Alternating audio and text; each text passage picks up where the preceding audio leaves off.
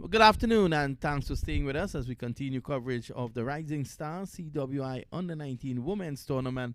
We are at the Lara Cricket Academy, and we're here to see the hosts, Trinidad and Tobago, play against the Leeward Islands. The Leewards starting well by winning the toss.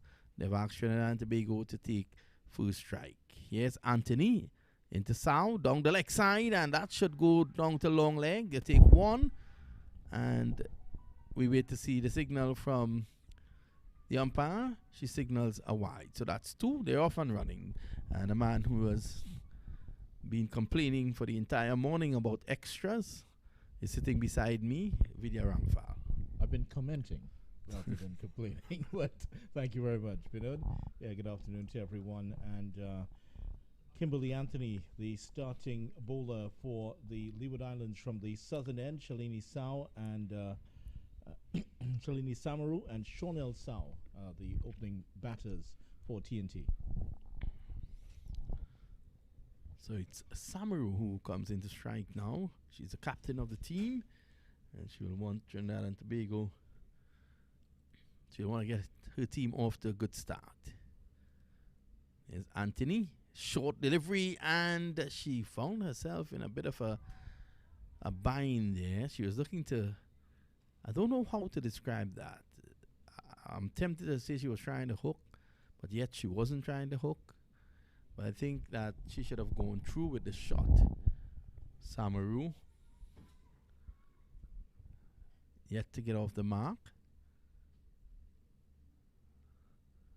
Short delivery, played away down to third man. And she's off and running. Well, poor bit of out cricket there by the Leeward Islands. Leads to 2. Takes Trinidad and Tobago up to 4 without loss. Several instances of some poor cricket there, because first of all, the fielder who is at fine leg is off the boundary. Now, if she had been inside of the circle, that would have been straight to her. The other thing was her throw was so atrocious, it almost ended up at square leg, and then the throw after that went between the legs of the keeper and away for an extra run. So 3 instances of very poor out cricket here already by the Leeward Islands.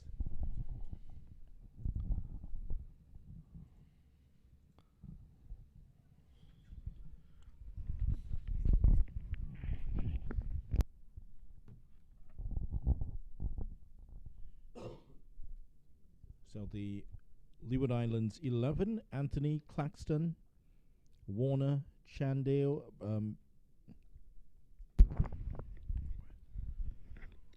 Brown, Carmichael, and they do get a single. They will get some more. They should have gotten an extra run there. Yeah, I thought that both batters were unaware of what was happening. They should have gone back for another. So the Leeward Islands immediately showing that there are some problems in the out cricket.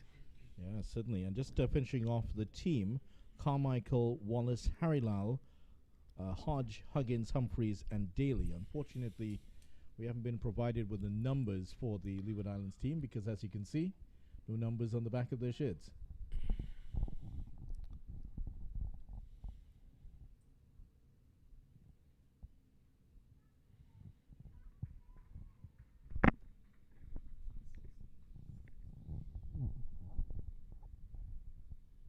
Still 3 deliveries to go when Anthony's over.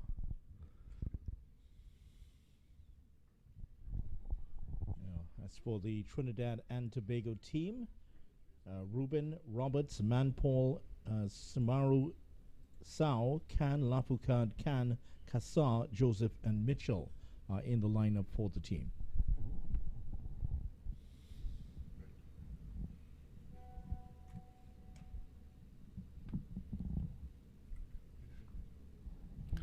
Again, another short delivery. Samaru just going across, playing it back to Anthony.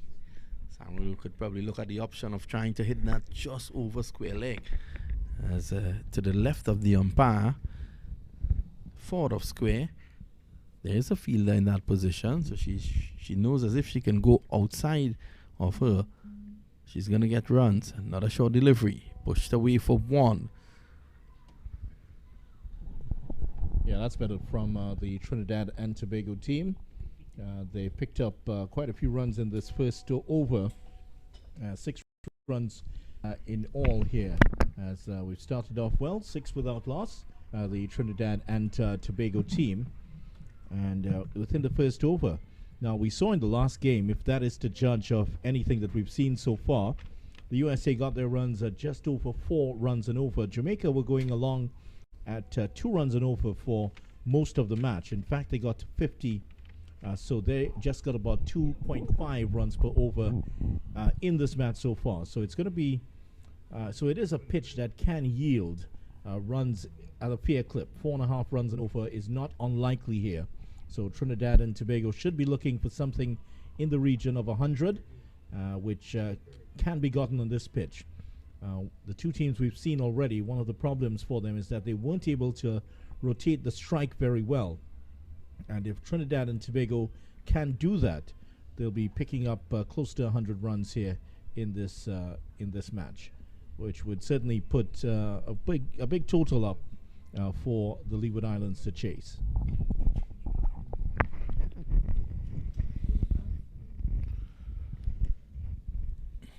So it's going to be Claxton just outside the off stump. Following that, a sound.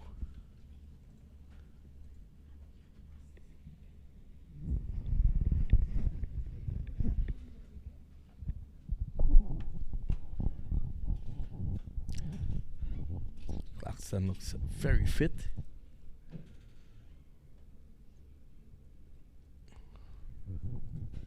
We keep getting some problems in collecting there. Lara Claxton, yeah, she certainly does look very fit, and a few of these players have involved in other sports. The Trinidad and Tobago player, Kanika Kassar, actually very good javelin thrower, silver medalist at Carifta Games earlier this year in Kingston, Jamaica. She's on the team, and she has been described as very fast.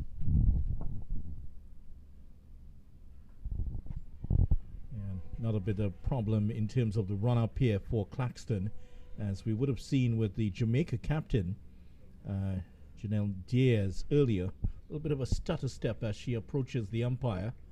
All of these technical issues, I'm sure, will be worked on as the tournament progresses. These young ladies would not have had too much cricket in the last 3 years because of the COVID-19 pandemic.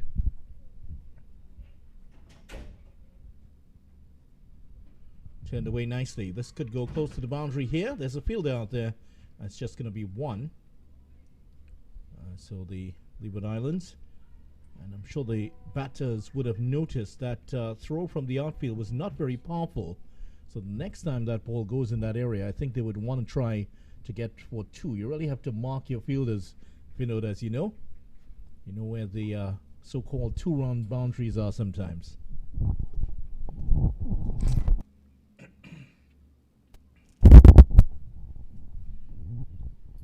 Anything we've seen from these 2 batters so far, Samaru looks the more accomplished of the 2 batters out there.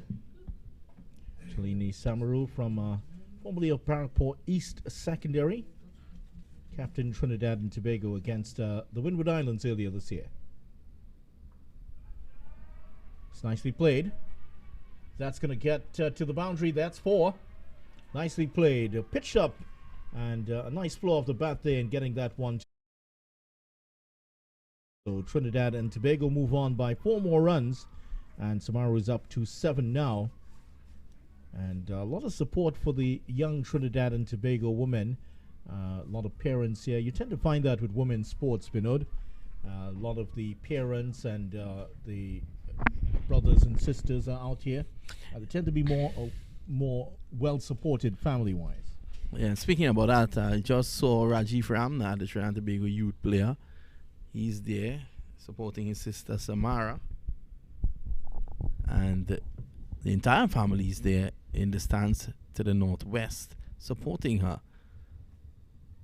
Pushed away to point. And again, sloppy outfielding by the Leeward Islands. Yeah, it hasn't been very good for them. And even the throw is not great as it comes back here. And 12 without loss, Trinidad and Tobago after 2 overs these days, because He was in the far reaches of northeast Trinidad in Diego Martin doing one game, and here he is down at the Brian Lara Cricket Academy. Nice to have you here with us. Pleasant good afternoon to you, Vidya. Pleasant good afternoon, wherever you may be. You are looking at the Rising Star on the 19 tournament being held both at the Brian Lara Cricket Academy and the Diego Martin Sporting Complex. Yeah, and you would have seen that match up at the Diego Martin. We'll talk a little bit about that as we go along here. Size up the competition, because we haven't seen that one. We've seen the USA, we've seen Jamaica. Tell us a little bit more about that. Here is Anthony to continue. Straight to the fielder. He'll run this time. And in terms of that match, well, big win for Guyana, 9-wicket win. Well, how do you size up those two teams? Well, both teams, in my opinion, Vidya, they're very decent teams. I thought that the occasion got the better most of the times during the contest, and I'm saying that in the context of what is on offer, and that is from this tournament. Select West Indies team is going to be a team is going to be selected to travel to the U.S. Lauderhill, Florida, to play against the U.S. national team.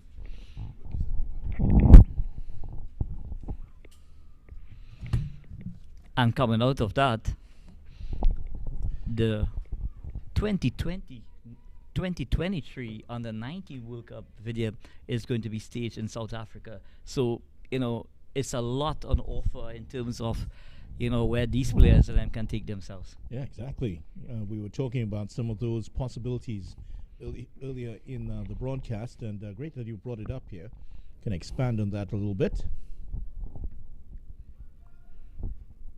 Should get one. They might even get two here. The fielding hasn't been great from the Leeward Islands, and of course the batters have been picking out which of these Leeward Islands players have the stronger arms. So they're looking at that. And also there's the chance for these under-19 players to address their selectors at national level and then at West Indies level. Well, one of the interesting things is that some of these teams, Vidya, they've got some young ladies who have already tasted first-class experience. Yeah, that's right, including the USA team.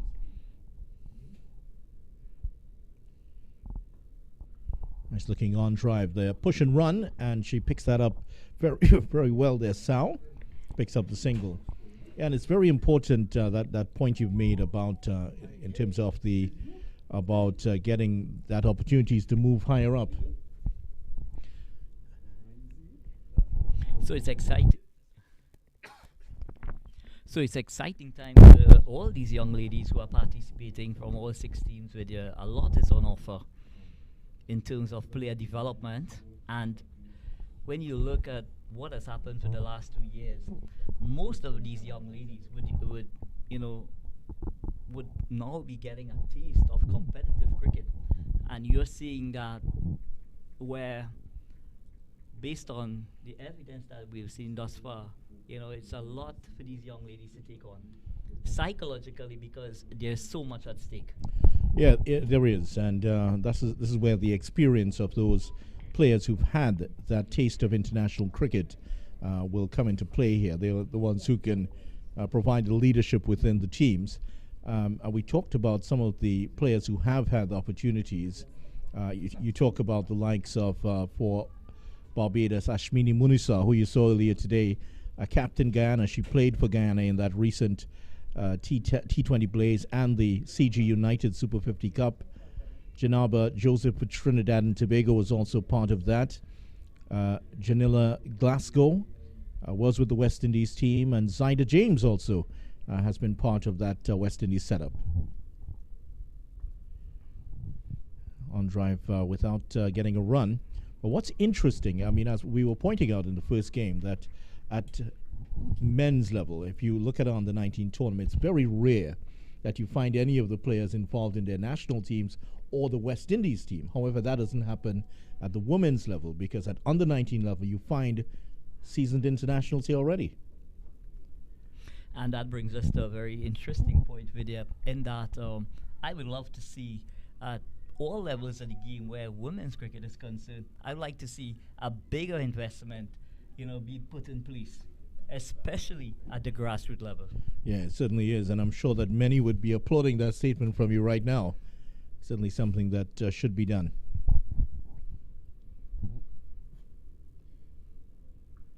Back of the arm there, but cut away nicely. Another boundary. And Samaru is up into double figures now, and Trinidad and Tobago move up to 16. And a little bit of a variation there from Claxton, holding that one back of the arm, but the batsman.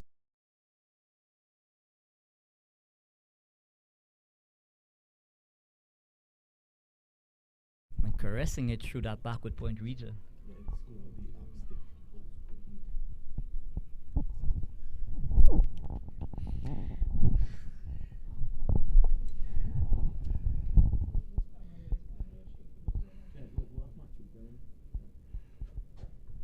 Cut away again. This time it's also going to travel close to the boundary here. It's a good stop.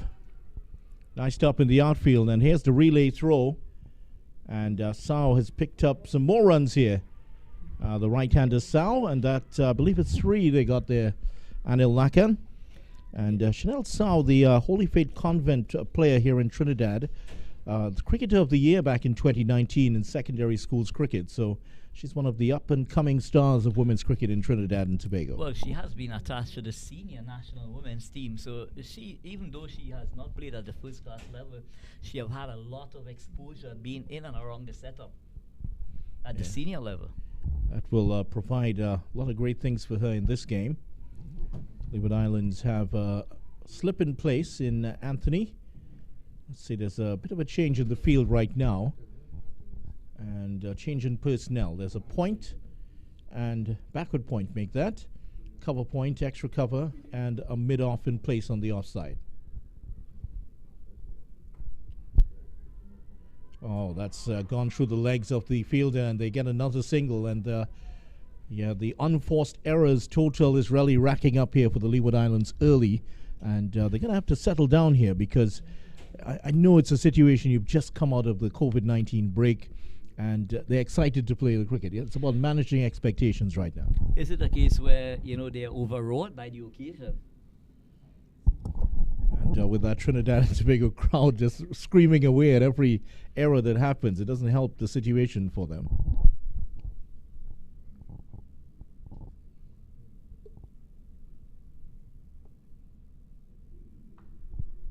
Better delivery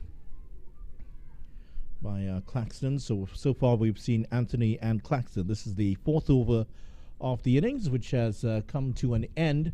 At the end of it, Trinidad and Tobago 22 without loss. And just to give you an idea of how the power plays have gone for the teams playing here so far, Jamaica got 21 for 2 in their power play, and the USA 22 for 1. So just about so TNT already ahead of the curve then, so to speak.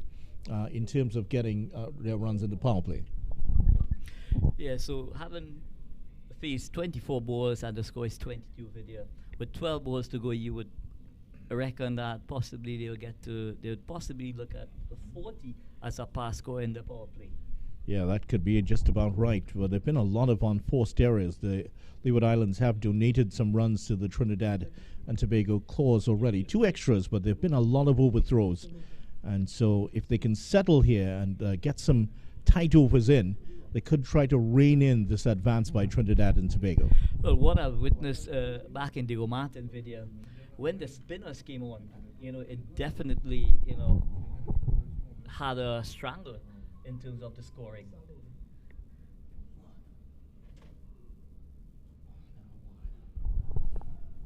Short pitch delivery. And the new bowler is Trishani Warner. Warner is the new bowler. So Warner in right now. And she's bowling from the southern end of the ground. In terms of the wickets we've seen falling, 5 wickets falling for Jamaica in their 20 overs. The USA losing 3 as they chase down 50 for victory. Yeah, that's too wide down the leg side. But what we recognize early in the piece video, Shalini Samaru, she doesn't like that short pitch delivery from the first delivery, she was all over the place. And Warner having attempted that second short pitch delivery, she seems to be in all sorts. Yeah, once it's pitched in short, she just seems to lose her focus. This time just playing it on the leg side. This tournament, we've talked about the opportunities of the tournament it has presented. And in fact, Marissa Aguilera, who we saw just a few minutes ago here in the commentary booth, she is the technical director, the tournament director, excuse me. And she talked about exposing the pool of players. That's, well, they're not far away from the bowler there. It was in the air, but she didn't quite get to the pitch of that. Just pushed it past the bowler, no run resulting. Marissa Aguilera was talking about exposing the pool of players to feed into that senior pool. And she feels that this tournament will lead to improvements in terms of the competitiveness for spots at the West Indies women's team level. Full toss, hit high over cover, that's 4 runs. So Trinidad and Tobago continuing to profit from some full tosses here by the Leeward Islands. And that's another one that's put away to the boundary. So Warner giving Shalini Samaru a gift here, but she was equal to the task, hitting it over that extra cover position, and it goes into the boundary for 4 runs. So Shalini Samaru continues. She moves on to 14. The score, Trinidad and Tobago, 27 without loss. Few of these TNT players are back for the tournament. Janaba Joseph, Shalini Samaru, and Shawnell Sao played in the tournament in 2019 when TNT went on to win the title. Trinidad and Tobago did prepare with a series against the Windward Islands earlier. Yeah, just coming back to our conversation in terms of the development of the women's game in the West Indies. Much is still needed to be done at the grassroots level, and I must admit that a lot of work needs to be put in at the primary school level, where the introduction of the game, really kicks off. So there need to be, a think tank or some committee, from the West Indies board, to really put things into place where that is concerned. Well, Brown starting off well here. And nice athletic run up here for Brown. And I've just been told that this is the very first time the Leeward Islands have put a team in this competition. This is, in fact, a historic team in the sense that it's the first time we're seeing a Leeward Islands team at the under-19 level. And that just feeds nicely into the point about the investment. And here it is. It's sitting right in front of you.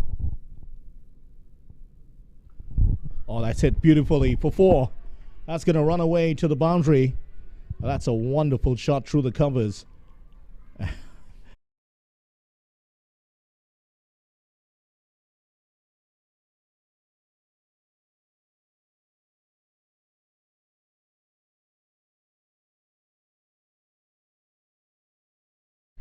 Just leaning into that ball and caressing that through that cover point region for 4.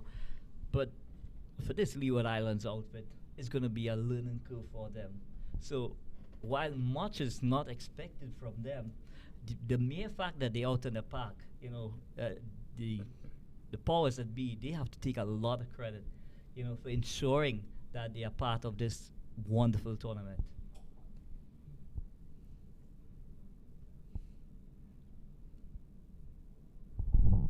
And what a proud moment it must be for these young ladies to be out there. And that's a wide. Umpire just taking his time to make the call, but that's clearly down the leg side, maybe about a foot away from the pads of the batter. So Brown just staring in line and link. Yes, yeah, just take a look at, yes, she's just adjusting her run up, just moving it up a couple of paces. She starts out in a crouched position. That's a very interesting run up that she has. Oh, that's driven straight to the fielder, but just slowed it down enough. Now, if I had to say who her run-up resembles, I'm just tempted to say West Hall, because just look at the way she crouches as she runs in. There's something about it. West Hall is more of a long curved run up, but just something about the way she crouches just reminds me of West Hall starting out his run up. But having looked at the cricket thus far video, I felt that the Leeward Island skipper, she's missed a trick. And that trick that she's missed, she's only got one player, well, the second player is now going outside the 30-yard circle, and she could have taken advantage of having that extra feeler outside the 30-yard circle. So, again, it's all a learning curve, you know, for the team and the skipper. Here's Brown.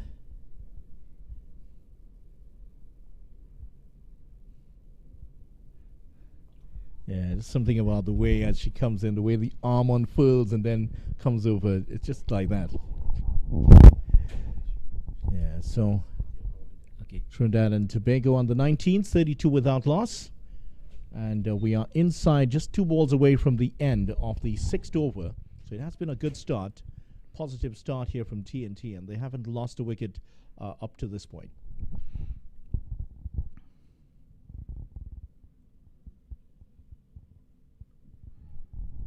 Well, struck the batter on the leg there, and Zamario, I'm sure, will field that later on. It's one of those, that unprotected area just on the inside of the right leg. Yeah, a very painful blow indeed. But You sounded like you've copped a few of those yourself. in my time, I did. You are aware you were able to hit the ball with the bat, right? So 32 without loss, 15 for Sao, and Samaru on 14.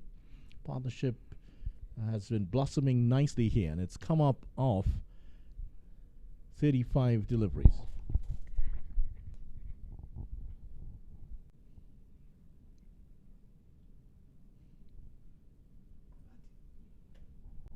We'll get one here, and you see that's all part of the learning curve again. With the fielder at mid-on so close in, that should have never happened really. She should have been walking in to get it, but these are things that they will learn as they go along. 33 without loss at the end of 6 overs.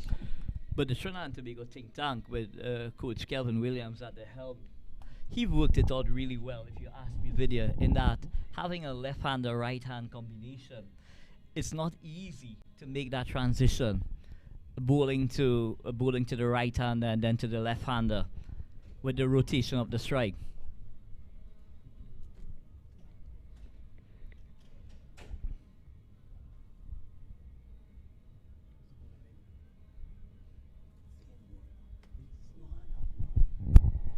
So Warner's going to continue from the southern end of the ground, in front of the magnificent Brian Lara Cricket Academy grandstand. There, isn't it a picture?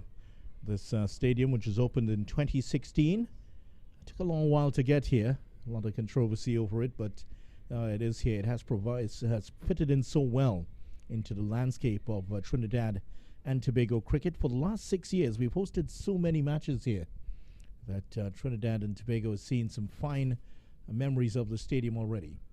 Pulled away. This could go close to the boundary here. Nobody's going to catch that. 4 more runs here. And a lot of 4 deliveries have been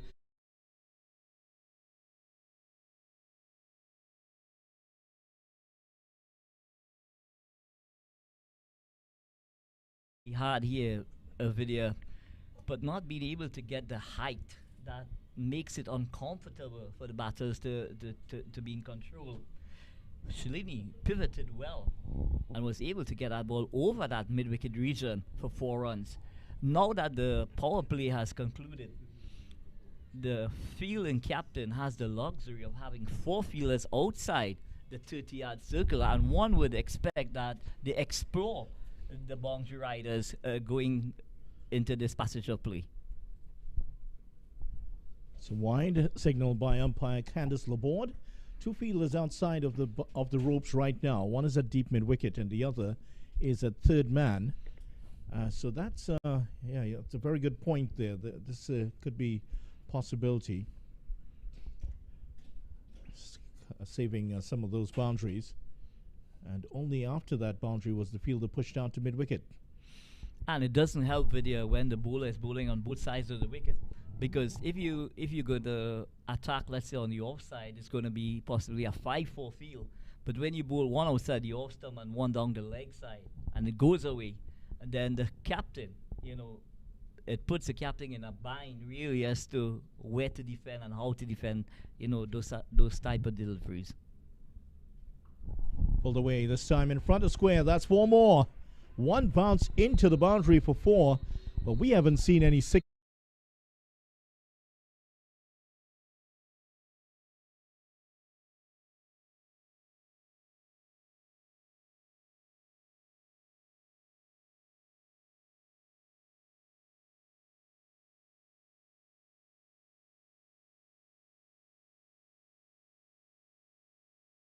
And Tobago have motored along to 42 without loss. And it's interesting to look at this Trinidad and Tobago side, Anil. A lot of players from what you would not consider traditional cricket areas in Trinidad. I'm sure you can tell us a little bit about some of them. 1 or 2 from Beach and 1 from Toko, in fact. You can tell us a little bit after this delivery. Well, such has been the decline in women's cricket, to say the least, video. What has happened over the years is these young ladies coming pretty raw, and they have that opportunity through the Trinidad and Tobago Cricket Board to come on board and really try and hold their skills over a period of time. So you find if there is talent any part of the country, they are being invited to come and be part of the training squad. And with that exposure, we have a lot of development taking place from all different areas. Yeah. Now, as I say that, I'm thinking that when I think back to some of the outstanding players who come out of cricket, come out of Trinidad and Tobago. Marissa Aguilera is from Moruga. We have Anisa Mohammed from Grandy. Certainly not the traditional areas you would find cricketers coming out of. This one straight through the fielder again, but they won't get the extra run TNT. So a lot of development work in terms of between the ages of 15 to 19. And of the over 42 without loss. Yes, so a lot of development has been taking place, courtesy the Trinidad and Tobago Cricket Board, the women's arm, where Mr. Kelvin Williams is at the helm. And like I said before, video, there's still a lot of work to get done. Where if women's cricket is to continue to develop and progress. So far, back on the field, the captain and vice captain of Trinidad and Tobago pushing the score along well, 42 without loss against this historic Leeward Islands team. The first time that the Leeward Islands have put in an under-19 team in this tournament. So certainly all of these young ladies, and there is Courtney Brown, getting ready to come in. And she is bowling from the northern end. And you're seeing the potential in this Leeward Islands team. A lot of raw talent there, and a lot to work on for in the future. Not many of their players have made it into the West Indies team, so here is the start of it. Good delivery, but driven away nicely. And just shows you the commitment there. 3 players diving away, trying to make the stop and preventing the batters from getting the run. But what it does do for West Indies cricket, it gives the opportunity possibly for 15 young ladies, to continue the development and widen the players' pool.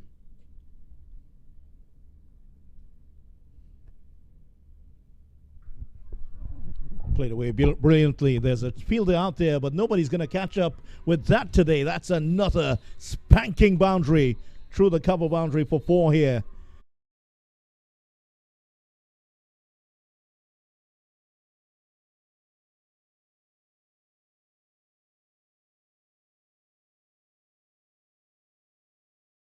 She had absolutely no chance of cutting it off. And the score moves on by 4. It's 46 without loss. Cricketer of the Year at secondary schools level in 2019, and she's showing why here. Chanel Sao, 19 already she is. 23 for Samaru.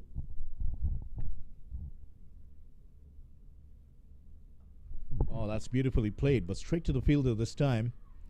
Either side of the field, and that would have raced away to the boundary. And I think she's really starting to get into stride now because she's hitting these balls so crisply into the outfield.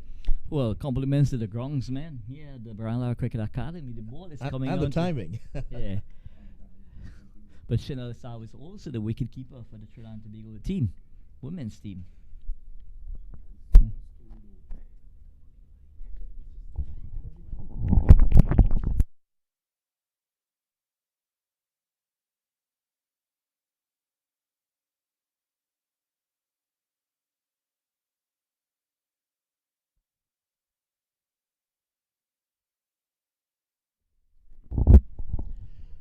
Yeah, another boundary there. That one coming off, heading. It was too wide of the mark and heading down to the boundary for 4. So that's 9 extras now. So I think that one going down called as wides. That should have been wides there. So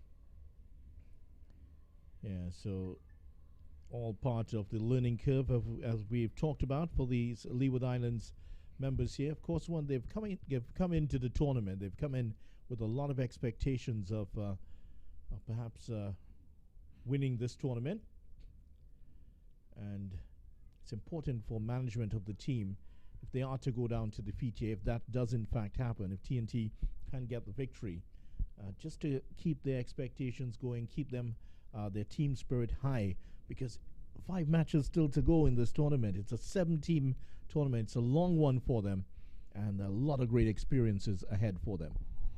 But we also have to take into consideration, Vidya, the fact that there's not much of a turnaround in terms of time to get it right. So you're going from one day into the other. That's right. 7 matches being played in the next 8 days, basically, here for this tournament. So precious little time to do any sort of coaching. It's basically play, recovery session, back into action, isn't it?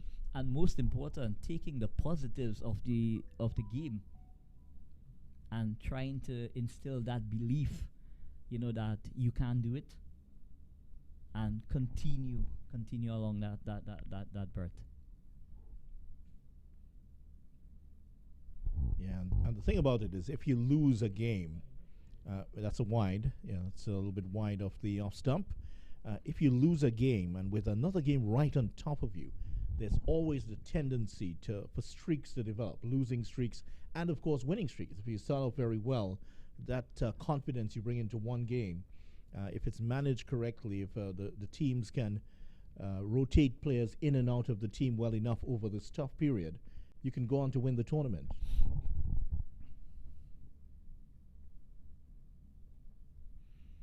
Vidya, it's very important for a rotation of your squad, and for 2 reasons. You would possibly have a core group of players that you want to participate in the tournament, but then you've got late bloomers, and if given the opportunity to play, you can get one jewel coming out of that, let's say the reserves in that instance. So it's important, if you ask me, to allow the entire squad of players to be part and parcel of the tournament. That's right, and with such a congested tournament, 52 without loss after 8 overs here, very important to get that rotation in so that players don't go stale. Players who start off well won't lose their form by the time the end of the tournament gets there. Now, I think it's Anthony back on. Anthony, who opened the bowling for the Leeward Islands, is back on. And manager of the Leeward Islands team, Charlene Martin, was here with us earlier. That's very kind to point out all of the bowlers and give us some information on this Leeward Islands team. Great to see them here for the first time in Trinidad and Tobago at under 19 level.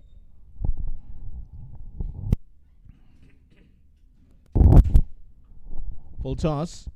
Fielder does well. Had a nice tumbling stop there. And just to keep an eye on how the field is, just one player outside of the ropes. In fact, second down, and they're both behind the wicketkeeper's back. One at third man and one at fine leg. Yeah, missed out there. Should have done a little bit better with that.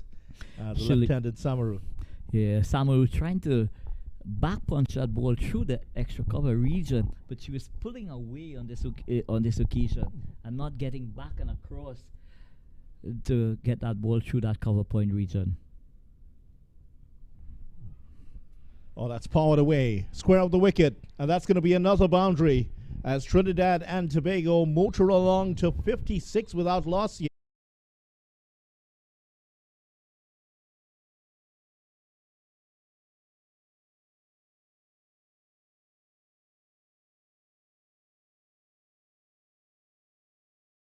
Was able to bisect the backward point and the cover, and it raced away to the boundary.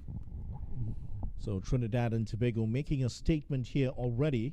We saw the Barbados team going down for 62. Guyana going on to a 9-wicket win there. Another fine shot off the back foot. Oh, that's another boundary. A misfield this time. That is consecutive boundaries here. And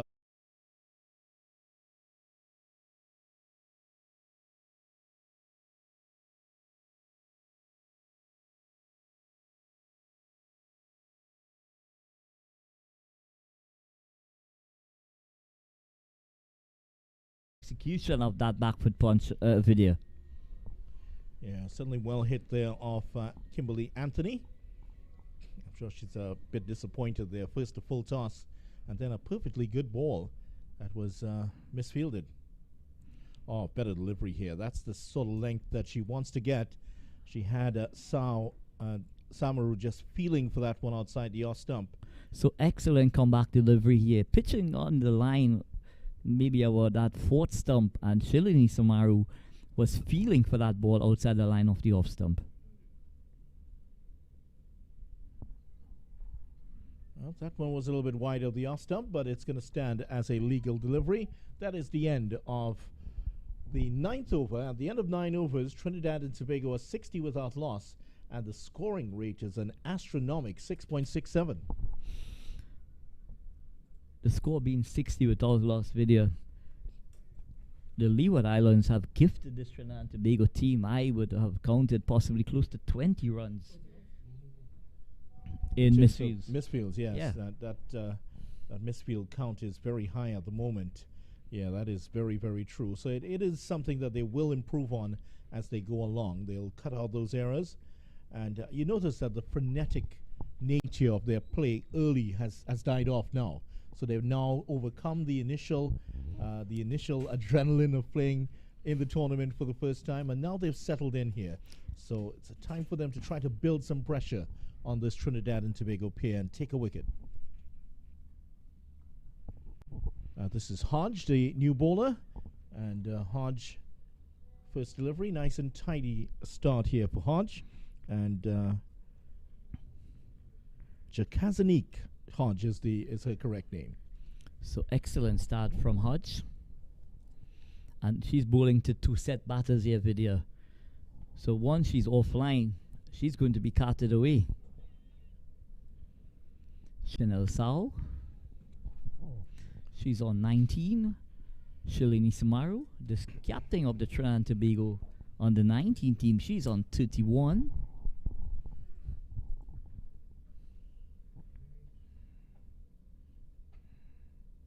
Good delivery by Hodge to start off here. And just to take a look at her run-up, as you can see, there's a lot of sideways movement in there.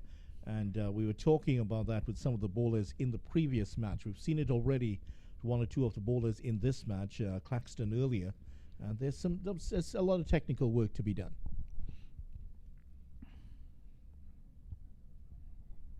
So another wide. That is the 11th extra of the innings. So the Leeward Islands suffering here, giving away a lot of extras. But that's expected, video. It's expected because of the fact that this is possibly their first competitive fixture that they're participating in.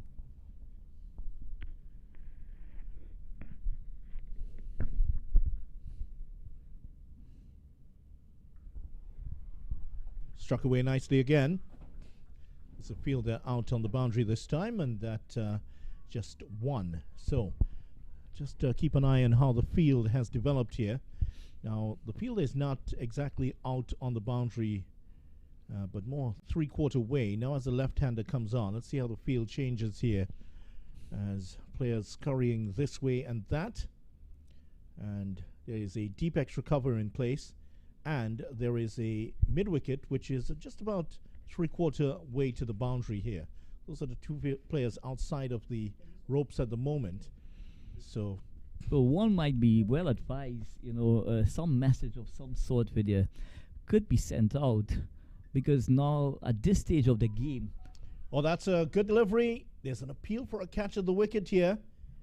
Well, the keeper felt that there was a touch on the bat there of Samaru. Samaru stood still. The bowler wasn't interested in it at all. She never appealed at all. But that was the keeper's now saying, well, I thought that got an edge there. Well, could be bat on ground though.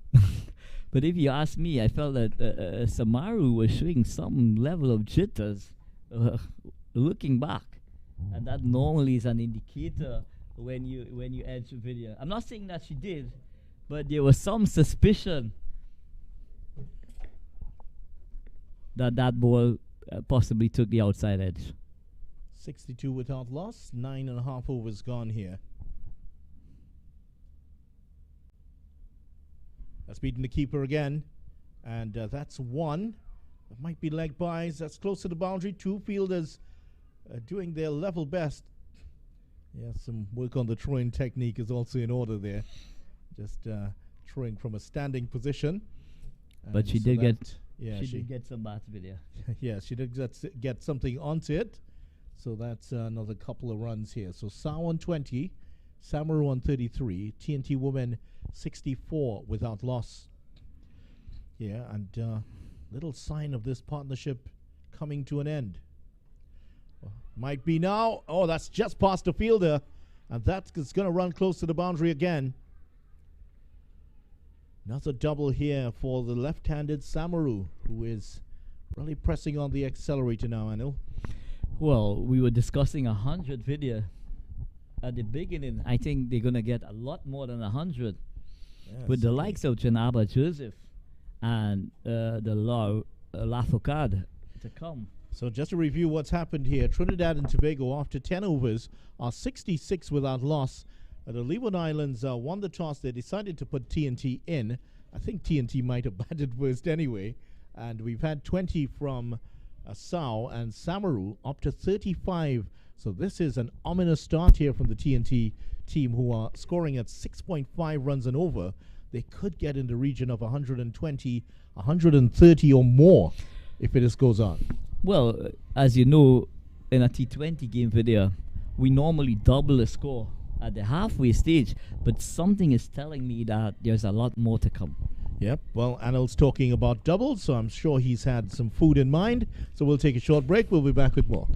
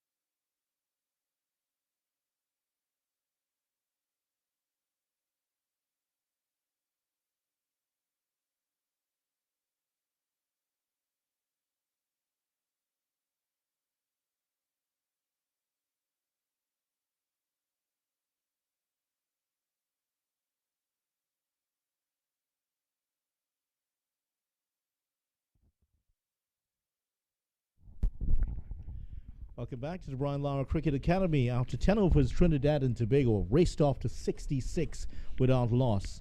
Can the Leeward Islands pull back this runaway train called Trinidad and Tobago?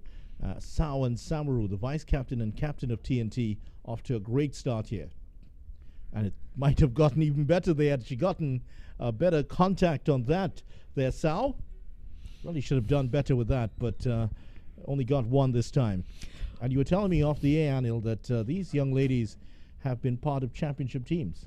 Yeah, they have. Chanel Sao, she has been part of a championship team with the Holy Faith Convent team in Couva. And Shalini Sao, she had captained the Barakpuri Secondary School to multiple titles in the Secondary Schools League as well. Wow, that bounced about 3 times before it got to the keeper. And a wide resulting. Holy Faith Convent, of course, in Couva in central Trinidad. And the other school you would have mentioned, Barakpur in, let's say, in South Trinidad. Deep South, as we say here, in TNT. Harry Lal is the new bowler, and this one is struck away. Oh, that's 4. Another bit of ordinary fielding here from the Leeward Islands, and that one has gone on to another boundary here. This time for Samaru, who's into the 40s. An excellent off drive from Shalini Samaru here. Just bending that front knee and hitting through the line of the delivery. It whizzes past the mid-off fielder into the boundary. Yeah, that's so Harry Lal in now for the Leeward Islands.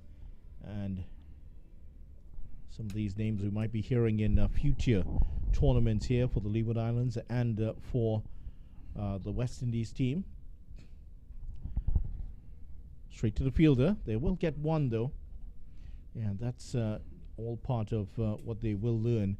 That fielder was just outside of the ropes, and they still, now if that fielder had been on the edge of the rope, it would have been straight to her, and there would not have been a run. So the captaincy and, of course, the ability of the captain of the Leeward Islands team to think on her feet here certainly will, all of that will improve as the tournament goes on. Well, it's refreshing to see a left arm in operation, especially from a woman's side of the cricket video.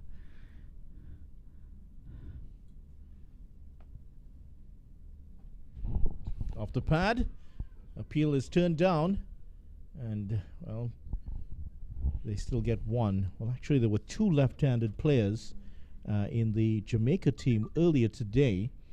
There were 2 sisters on Wilmot, the Wilmot sisters, Cade and Kate.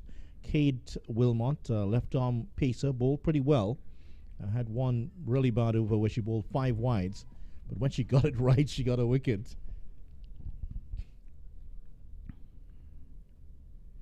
Another wide. There was also Plummer, the Jamaican player earlier, also another left-armer. So Jamaica have 2 left-armers, Plummer, a left-arm orthodox spinner. Great you know that these teams have that variety in their bowling attack video.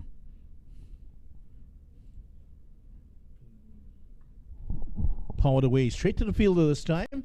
That's well done there by the Leeward Islands. One or 2 of the bright sparks in this fielding effort from them. And is it why that is? Why are there's such a few left-armers in the women's game? Well, they're so unique video in that the variety that they present. Well, that was a full toss that's carted away in front of square for 4 runs. And that was just a bit too high, and that's too easy for a batter of the quality of Samaru, who's moved up to, that should be 48 now. Well, 44 as the scoring board tells us, but 78 without loss. What a performance here by these 2 after 11 overs. And as you alluded to earlier, Vidya, this Trinidad and Tobago team, they're making a strong statement. They're sending a clear message that we want this title. We're going to be playing as champions from the word go. Let's see how the TNT campaign plays out here. TNT have a much easier campaign in the sense that, yes, they play the same teams, but a much easier campaign in terms of how it's spread out. TNT will play Leeward Islands today. They're playing them right now. They play Barbados tomorrow right here at the Brian Lara Cricket Academy. They have a 2-day break before facing Jamaica in Diego Martin on the 9th of July. And then they have 3 matches in 3 days to end off the tournament for TNT. That's matches against Guyana, Windward Islands, and the USA, all here at the Brian Lara Cricket Academy. And here is Warner's back on the attack, and that's powered through the covers. That is going to go for 3 runs. Oh, in fact, they're going to run 4. What's that? What happened there? Well, the fielder, not knowing exactly where her footing was. Oh, she stepped on the boundary. Yeah, with the ball in her possession. Unfortunately for her, she stepped over. Yeah, a bit of inexperience there. And she's seeing all this green grass behind the ropes there. Unfortunately, she stepped over, and I don't think the batters realized that. And now they're saying, yeah, that's what the signal is. It is 4 runs, ladies. And Sal just realizing that was a boundary. So 4 more runs to TNT. And there certainly has been a lot of runs here donated by the Leeward Islands to this TNT cause. But with the likes of Barbados and Guyana, they're going to be much more organized teams with you. It's another great shot, and that's going to be a second boundary in the over. Yes, it is. Hit squarer this time. And she's having a terrible time out there, Brown.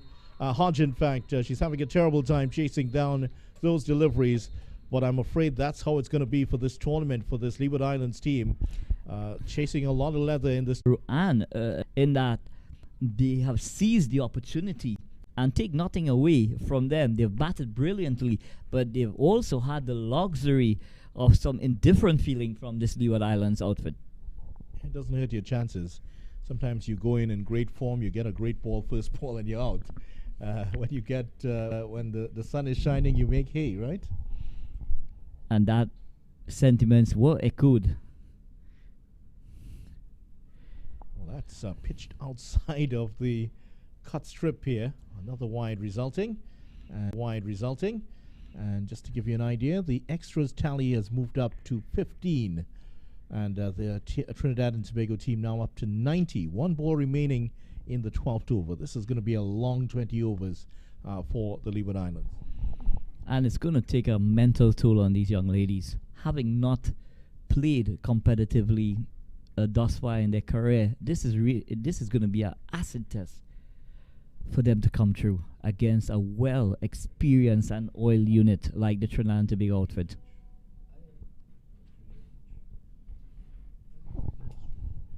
So for Trinidad and Tobago, we haven't seen the Windward Islands yet. The Windward Islands would have played against TNT as the over comes to an end here. Over comes to an end, and Trinidad and Tobago continuing to motor along at 90 without loss at the end of 12 overs.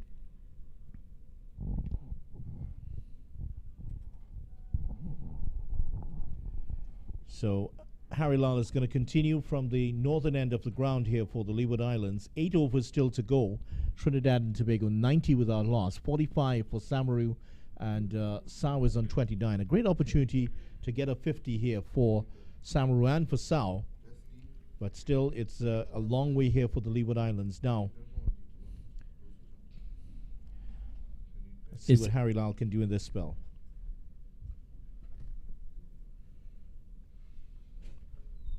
Oh, that's powered through the extra cover region. That's 4 more. Lovely shot again. It wasn't the best of deliveries, but you still have to hit them. And she hit that to the right of the fielder for 4. 49.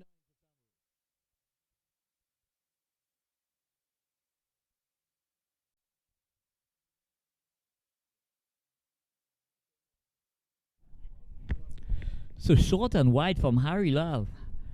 And Shalini Samaru executed that back foot punch off the back foot with a vertical bat to the left of extra cover and to the right of cover, and it raced away through cover, that extra cover region for 4 runs. So 4 good looking runs to Shalini Samaru. 1 away from a 50 now. That could be it. Yes, that's going to be it. And that's 4 runs 53 not out. Shalini Samaru, what an innings, and she raises her bat in joy here. And the Barrackpore East Secondary School player captained Trinidad and Tobago in April against the Windward Islands has brought up a 50, and that has brought great applause here at the Brian Lara Cricket Academy. Take a bow, Shalini Samaru. That boundary takes the score to 98 without loss video. Wow, what a score that is. A real statement being made here by Trinidad and Tobago and these two batters. Leeward Islands just making some adjustments in the field. There was a field out at that deep mid-wicket boundary, and for some reason they've been brought up three-quarter ways to the boundary. It's much easier to come in than it is to drop back. Another one that's hit over through the mid-on position and down for another single. So we are seeing an in-outfield video, but the boundary riders, they are not out on the boundary. And when you're in that in-between field, you're neither saving a single and you're neither saving a boundary. So you really put yourself at a disadvantage where the batters can take full toll off. More runs coming here for TNT, and this is the 100 up for Trinidad and Tobago.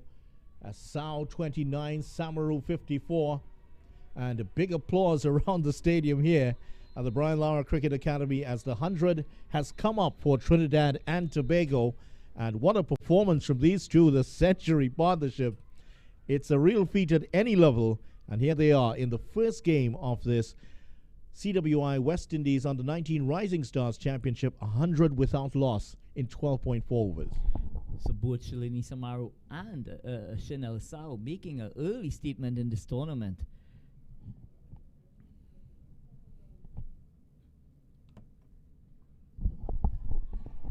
Another one that's powered downfield, just to one this time. And Samaru, who started off very shakily with those shorter deliveries. She looked pretty average against them. When they pitched it up to her, she's shown how well she can drive the ball.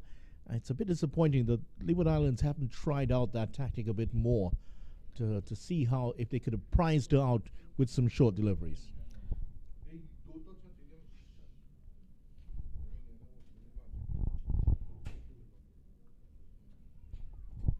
Another single, and all of those singles could be cut off, as we were pointing out here. So this Leeward Islands team staring down the barrel here as these two TNT batsmen putting together a massive score. So after 13 overs, Trinidad and Tobago are 102 without loss. And here's the thing, Anil. I mean, how much can you learn from a game like this, where you're playing against a much weaker team? Is this a game that's is it just a game that you say, well, right, it's a good game to fire us up, to get us into the tournament, to get our feet wet, and let's look forward to the next challenge after? Well, you've got to look at that in a twofold way, Vidya, in the sense that having given this fixture, you know, in terms of the tournament, you know, one wonders, you know, how many positives are going to be coming out from this Leeward Islands outfit. I mean, for the Leeward Islands? For the Leeward Islands, yeah. Certainly, you've gotten your first game under your belt. You've learned a few lessons. There are a lot of lessons to be earned. And as anyone will tell you, in life, more than in sport, that you learn more from your defeats rather than your victories. But one would not, from a Trinidad and Tobago perspective video, one would not want to get carried away. Exactly. One sparrow does not make a summer, does it? One big victory, if that does in fact happen, is not going to mean that TNT will run away with this tournament. It's still a long way to go. Still 5 more games to go for all of these teams. We haven't seen the Windward Islands yet. Now, the Windward Islands are going to, let's see how much they have improved. TNT trashed them 4-1 in a 5-match series earlier this year. The USA also beat them 3-1 in a 4-match series earlier this year. So it's going to remain to see how much they have, their cricket has advanced after that succession of 9 games. Well, the USA have has surprised me video because they've made a lot of strides in terms of their women's cricket at the under 19 level.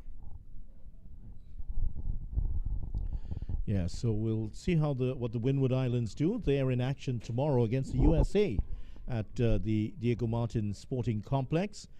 Tomorrow also, the Leeward Islands will play Guyana right here at the Brian Lara Cricket Academy, and TNT will take on Barbados.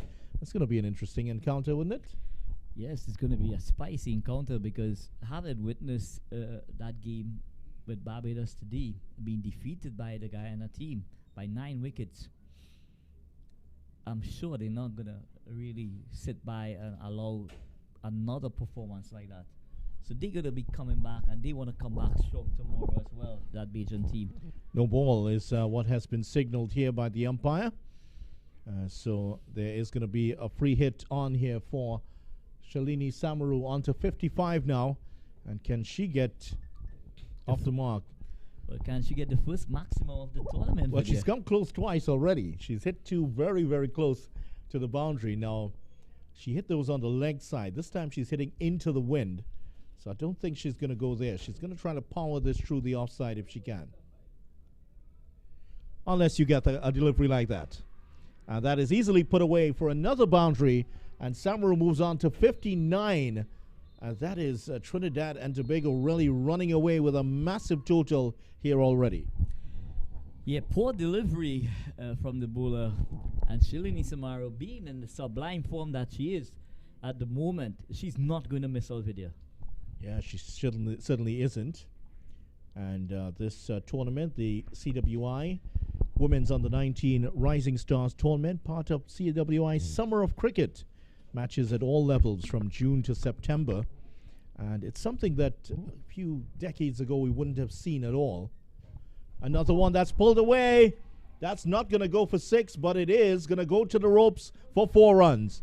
And Samaru is dealing only in boundaries at the moment. And she has put that away well. She's up to 63, 113 without loss. What a scoreline. Yeah, and it seems like the Leeward Islands are now looking down the barrel of possibly 200 and plus video. Well, that's a bit optimistic, but it could very well happen. Summer of cricket here, that's an interesting concept. And there were times when you would not have seen cricket maybe in June, July, August in the West Indies. But here it is, June to September. Summer of cricket coming your way here.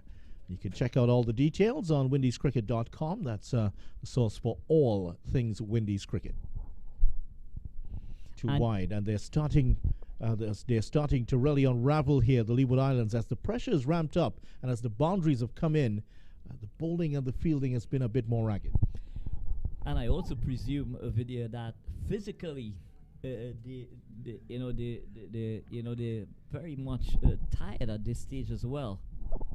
Yeah, and one of the effects of you come up, yes, you haven't faced a team of this quality before in your career, and suddenly they're there in your face and they've racked up 114 without loss. It does start each of these boundaries does ebb away your determination, your team spirit a little bit more.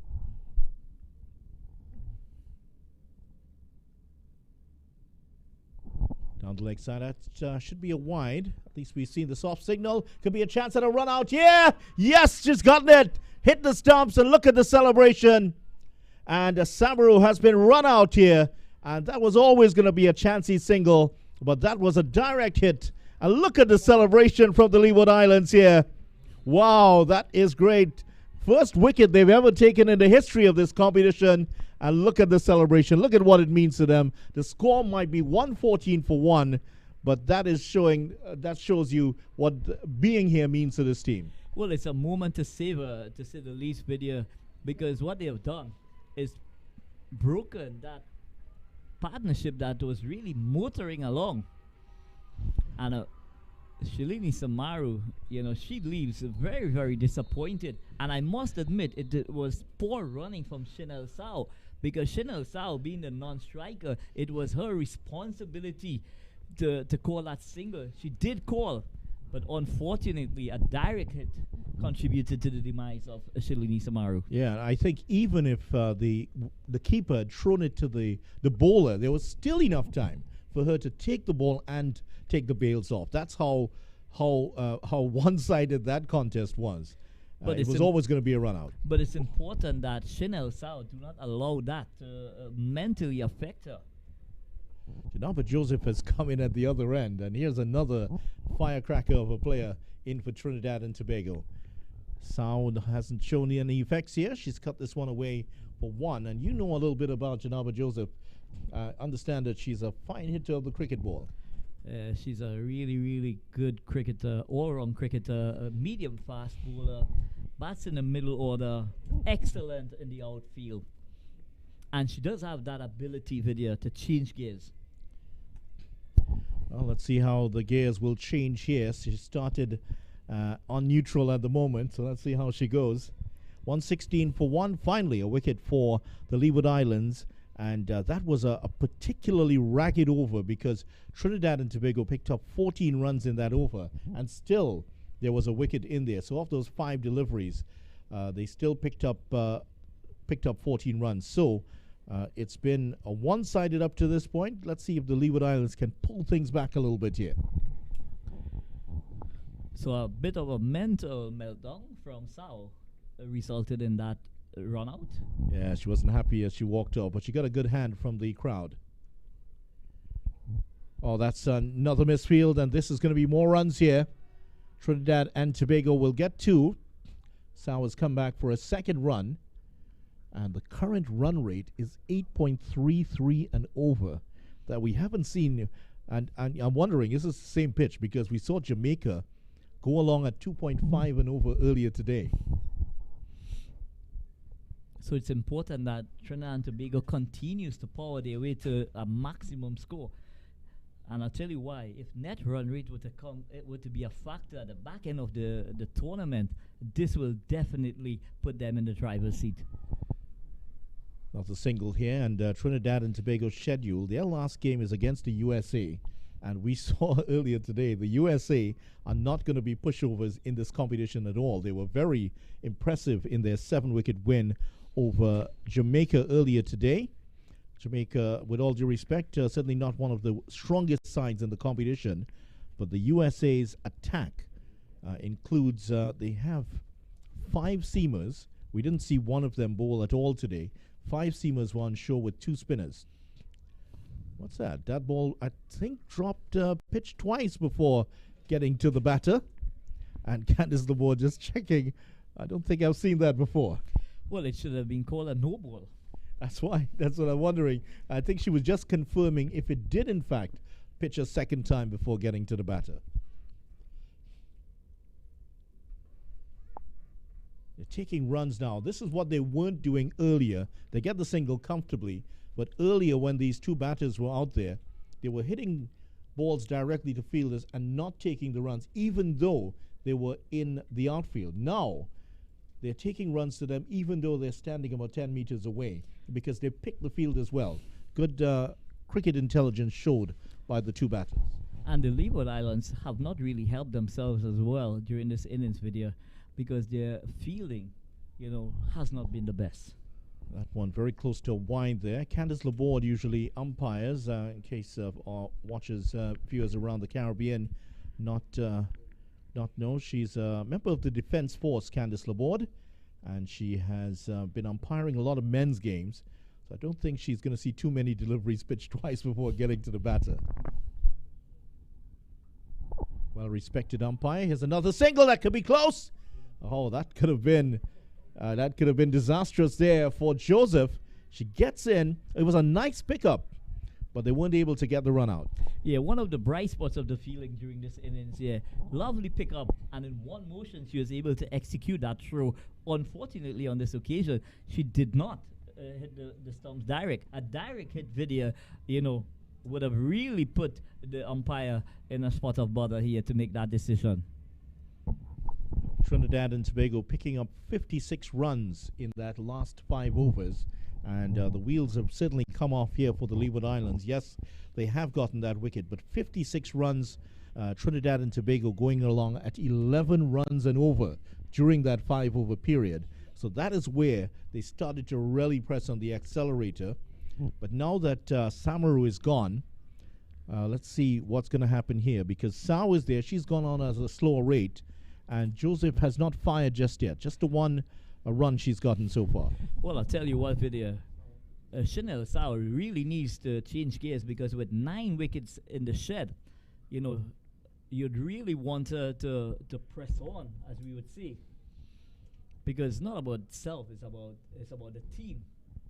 But she having batted for all of 13 overs, 15 overs, you know, she really needs to push on here now.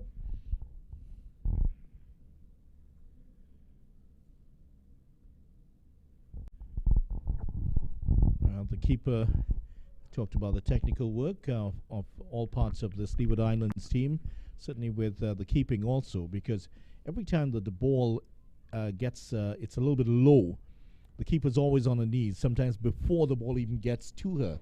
And like any good football defender will tell you, better you stay on your feet. That's the best way. Stay on your feet at all possible times.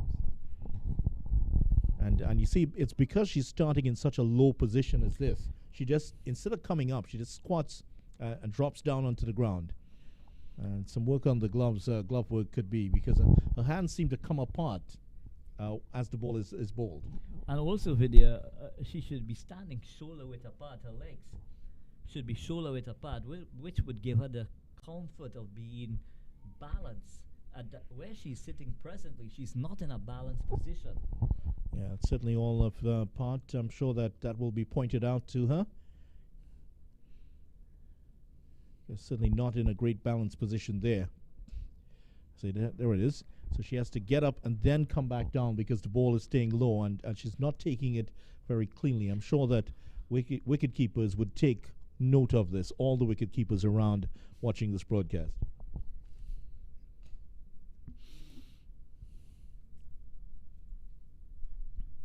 So that position that she's in, Vidya, it's difficult for her to move laterally as well.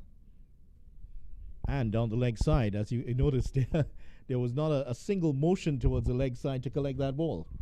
Yeah, that's one of the disadvantages. All of these things, they will, of course, be worked on as the tournament goes on. 124 for 1, halfway through the 16th over here. Sao is on 38. Let's see if she will press on the accelerator. She's gone on securely here at the moment.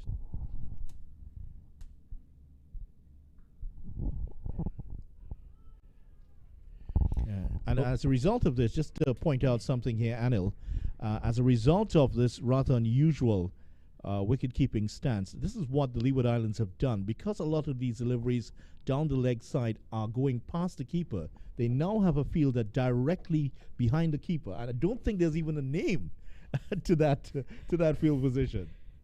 It's called a long stump. That's something we never... Video.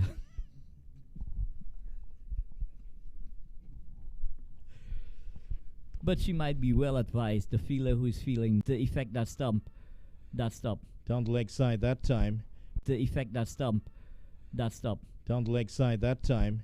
Yeah, and that really robs the team of a fielder, basically. So that's one of the... just pointing out how that could be worked on. 127 for 1. It's the ball away from the end of the 16th over here. But what the keeper could explore, Vidya, possibly taking a few steps backwards could assist her with holding in the ball. Pulled away, straight at the fielder though. And that is the end of 16 overs. At the end of 16, Trinidad and Tobago women's team are 127 for 1. 6 runs coming off that over here. And the options are limited for the Leeward Islands team here. And they have used 6 bowlers so far. That, I believe, is the end of... well, Harry Lal was the fielder at that long stop position. I think she has bowled out. So they'll have to go back to Anthony and Claxton at some point here. I think it is Anthony who's going to continue. With 4 overs to go, the opening bowlers would have the responsibility of trying to finish off the innings here, Vidya. Yeah, certainly. Talking about finishing off. 127 for 1, 39 for Sao, Joseph on 1. And she has been starved of the strike a little bit here, Joseph. Sao has occupied a lot of the strike here, so not sure what's going through her mind as she's standing there in that at the non-striker's end. I think she wants to get going here. She does want to get going, but it's important for her to try and just knock it around for a couple of balls and get the piece of the wicket here, because she seems to be struggling a bit with her timing. Janaba Joseph. Harry Lal back on. This is going to be her last over, just a correction. And that's straight to the fielder, just one this time. And this is where TNT could have, you see, look at the way in which you wouldn't have seen it there, but the fielder was throwing the ball from a stationary position. And that's where they could have taken the extra run, put the pressure on the fielder. So a lack of urgency there, Vidya, on the part of both players, both batters. Oh, that's more like it from Janaba Joseph. And she gets one. But excellent feeling from that long on position, moving across smartly and affecting that stop. So if anything that has transpired in the last 5 overs video, we are seeing some improvements in the fielding. Yeah, certainly. And I guess the sense of the occasion is now gone. And they're now settled into the nitty-gritty of this match. And she swept to that one. And, well, off the pad there. Thought for a moment it had gone on to hit the stumps, but it didn't. Just trickled away on the onside. But you see, getting the feeling that Sao wants to press on the accelerator. She wants to carry on and pick up some more runs. She's very close to a 50 now.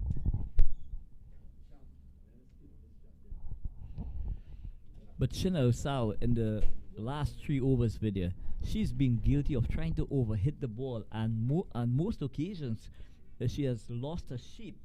And to me, that has resulted in her in her not being able to really time the ball properly. Yeah, that's exactly what I was alluding to, was the fact that because she's feeling she needs to push on with the pace of this attack for TNT, that's what's happening to her. She's just unraveling slightly here. Straight to the field, and that's the thing about it. She's not picking the gaps, and she has ample time to really find the gap. There's a massive gap there between that backward point and that cover point, in which she can pick up a boundary. But I'm suspecting that fatigue, is definitely playing a part on her part as well. Chanel Sao. Physically, she seems to be very tired.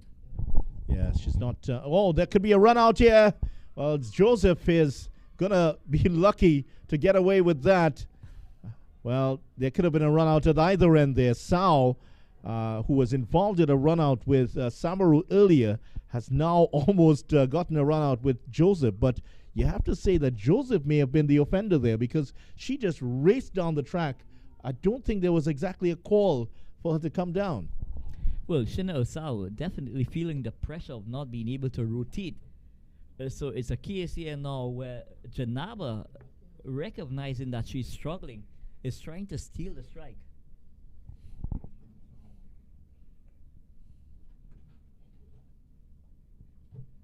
There she is, picking the gap nicely. That's going to be 4.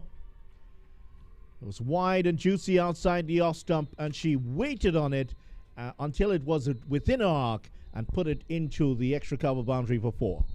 So short and wide and well executed back foot punch through the extra cover reach, and she goes up by 4. So that takes Janaba Joseph on to 6.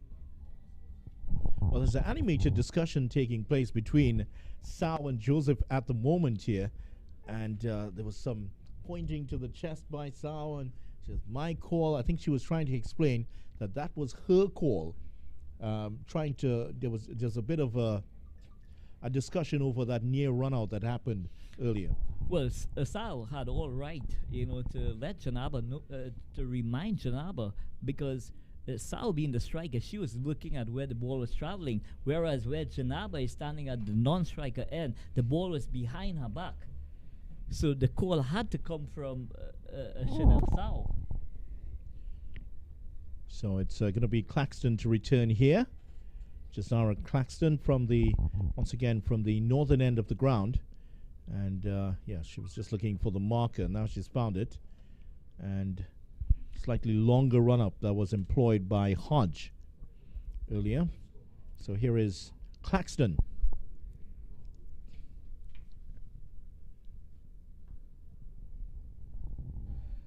The run this time, 135 at the end of that last over.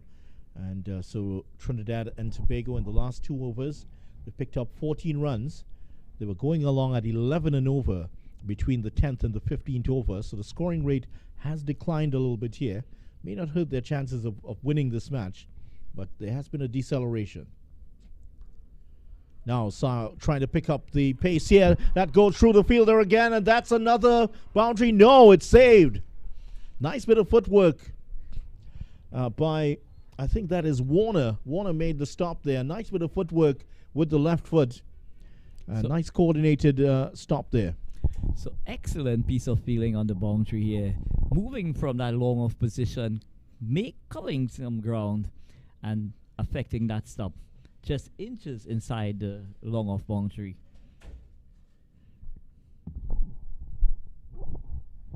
So cutting this one away. She's up to 43 now, and she'll move on to 45. May have to hurry here.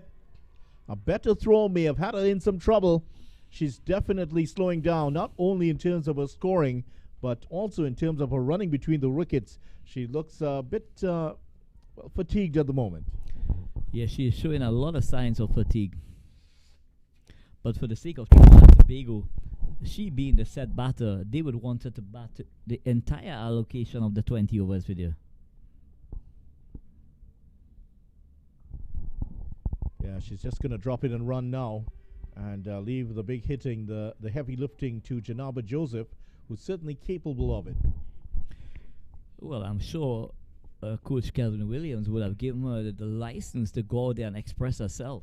But just about 2.2 overs left in this innings and 9 wickets in the shed, there is no reason why both these batters cannot express themselves. High up into the air, there could be a catch on here. It's going to take some catching. It is dropped. Well, a lot of chairs, and well, the throw is so far away from the stumps that there was a run-out chance. Now they're going to get the second run. There could be another run-out chance. Well, that was not great cricket all round. Janaba Joseph kind of trying to unravel what happened there. There really should have been a run out there for the Leeward Islands. Well, there should have been a second run because the wicketkeeper was chasing after the ball. There was absolutely no one at the stumps. So, having looked at that situation, 2 runs at least should have been scored. And at the initial stage. Yeah, they did in fact get 2 eventually.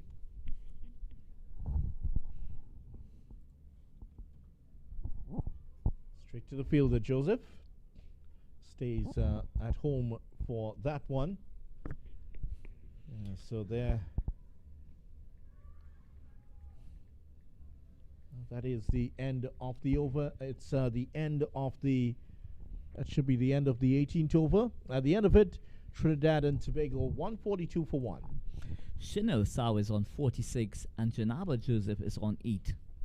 And the partnership has been 27 runs.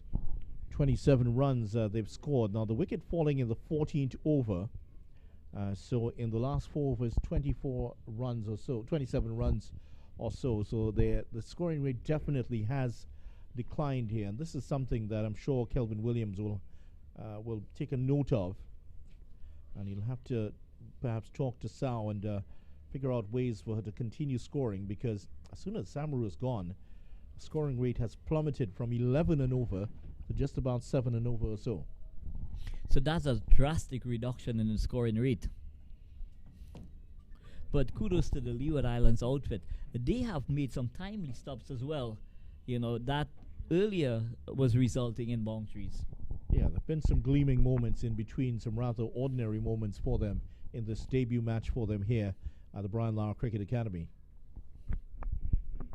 Just one this time.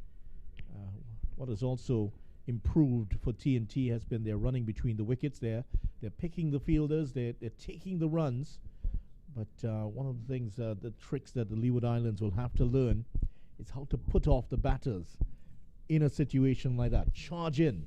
But They're what just ambling in. But what the Leeward Islands have been able to do in the last 3 overs video, they've basically cut off the boundary balls. Yeah, been very few boundaries. That's right. In the last couple of overs.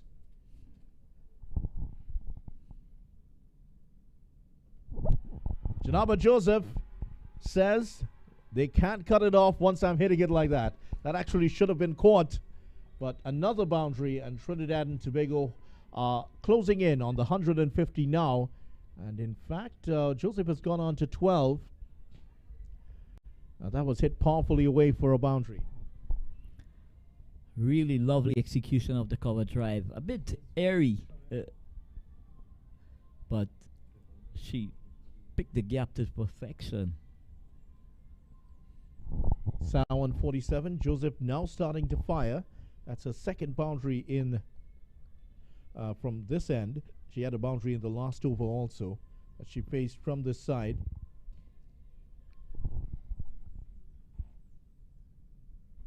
Now pulled away, and that could go close to the boundary again. Oh, that's 4 more. The fielder picking up the ball with her feet clearly over the rope, so that's another 4. And that's inexperience again. It happened. This is the second time we've seen it in the match. Don't think they're quite aware you can't have your feet outside of the ropes. And there is the 150 up for Trinidad and Tobago. And Joseph has moved on to 16. That should be 20 she's on to now. So Janaba Joseph pressing the accelerator here at the back end of the innings. And it's a much needed at this stage of the innings. With 9 wickets in the shed. Pulled wide this time. This time it's going to be cut off. So just 1 more. And with Sow, it's just 9 balls to go in the innings. And Sow has a great chance now to get her 50 at this level. 2 50s. I don't think that Coach Williams will be too unhappy with the performance of his team here on the opening day of the tournament.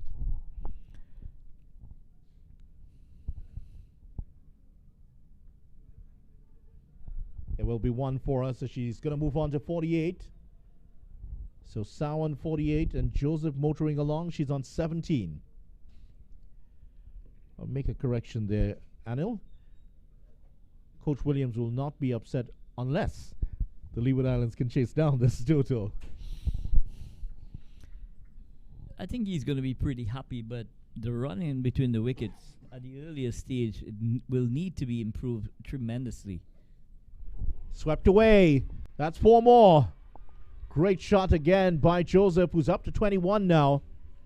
And Trinidad and Tobago up to 157 for 1 now. By far the highest tournament. In fact, it's double the highest score in the tournament we've had already. So Janaba Joseph and Chanel Sow really rubbing wounds into this Leeward Islands bowling attack, tearing them apart. 157 for 1 after 19 overs, and Sow on 48. She will want to get the 50 in this over. Just 6 balls to go.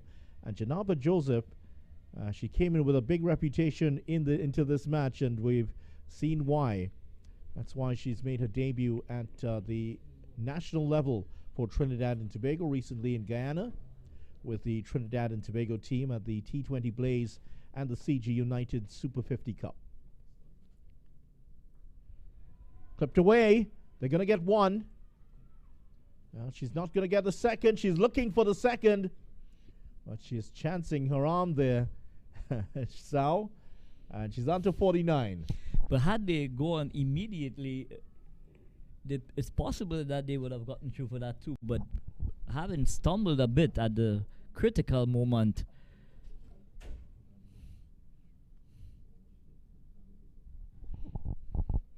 nice full delivery there. That's good bowling from Claxton into her last over here. And none for 22. She's been fairly tidy. A few of the bowlers have been expensive here for the Leeward Islands, but she has been the lone exception.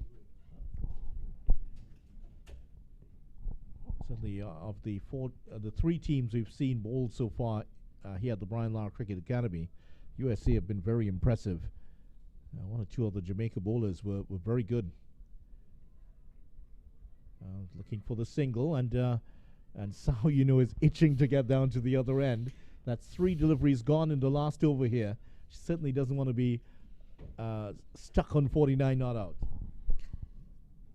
So my message to Janaba would be to just tap it anywhere around the square and take off immediately.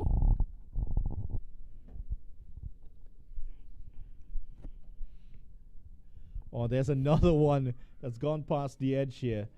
This is where personal milestones do get in the way sometimes. So that's 3 deliveries now she's been unable to score off. And Sao is again asking the umpire, how many balls to go? Not 2, is it 20? But Claxton has come back really well in this over, bowling that channel just outside the line of the off stump. Janaba Joseph unable to make contact. Oh, well, they're going for the run. Oh, she's taking the edge. She's gone, yes. And Chanel Sao is not going to get the 50 because she's going to be stuck at the non-striker's end.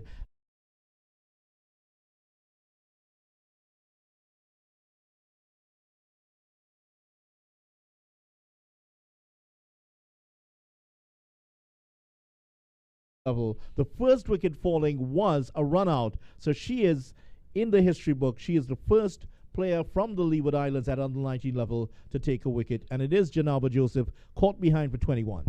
So what a scalp, what a first scalp for Claxton.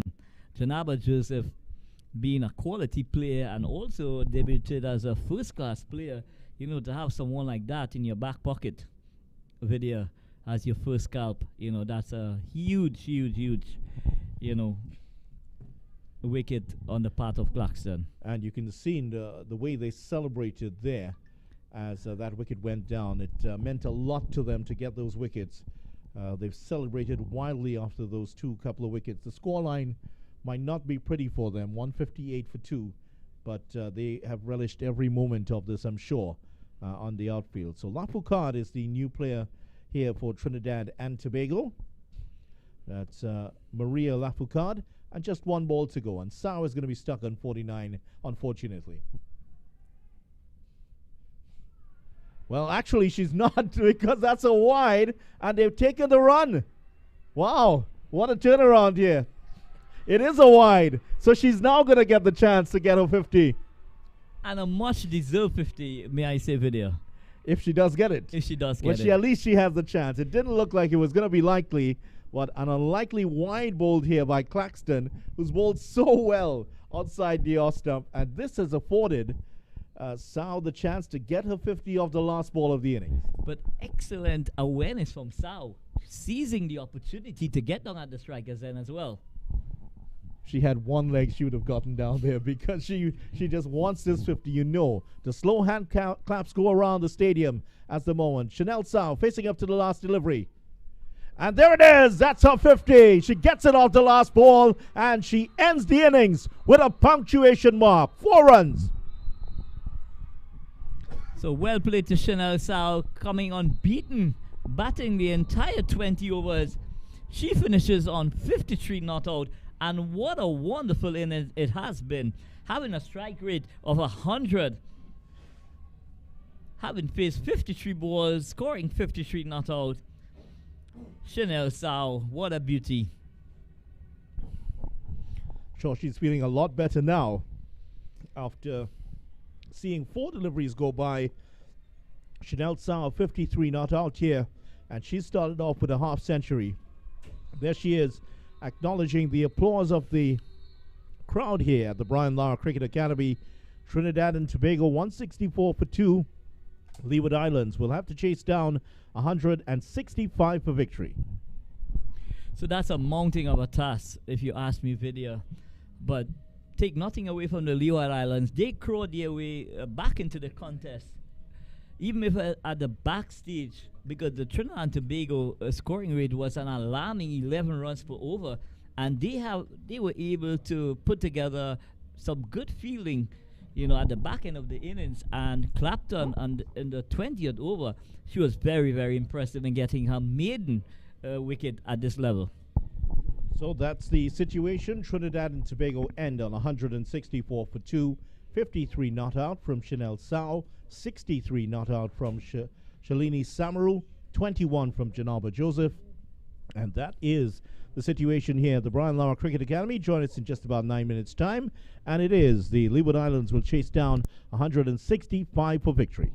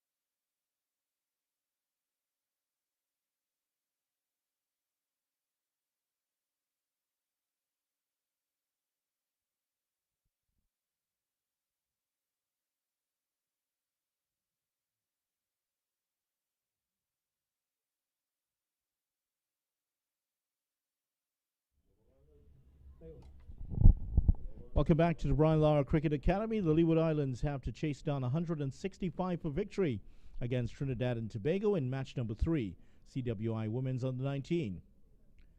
Janaba Joseph will start off the attack for Trinidad and Tobago. Chanel Sao, who scored 53 not out, is the keeper. Anthony is the opening batter. Anthony and Wallace are the two opening batters. Kimberly Anthony, and it is Shiana Wallace out there. And joining beside me is Visham Lalman, who's traveled all the way from Diego Martin to do some commentary here. And that's wide. First runs here for the Leeward Islands. And Visham Lalman, of course, you've watched the Barbados-Guyana game. What have you made of the proceedings here so far? Good afternoon, Vidya. Good afternoon to everyone. Yeah, certainly it's a different setting. Of course, we had the Brian Lara Cricket Academy, but something different as well. This is a high-scoring contest thus far, something we haven't seen that much on the first day of the tournament just yet.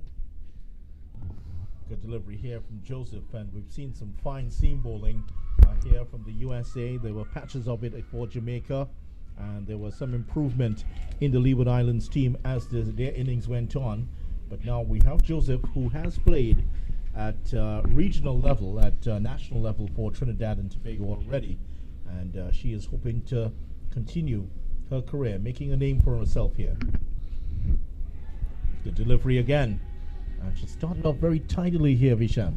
Yeah, and she has been a proven all-rounder for Trinidad and Tobago across the age group tournaments, Janaba Joseph. And we've seen her in secondary schools cricket as well. She's come through quite nicely. She's developed her game over the years. It's good to see her performing. She'll want to carry on from that cameo she had with the bat.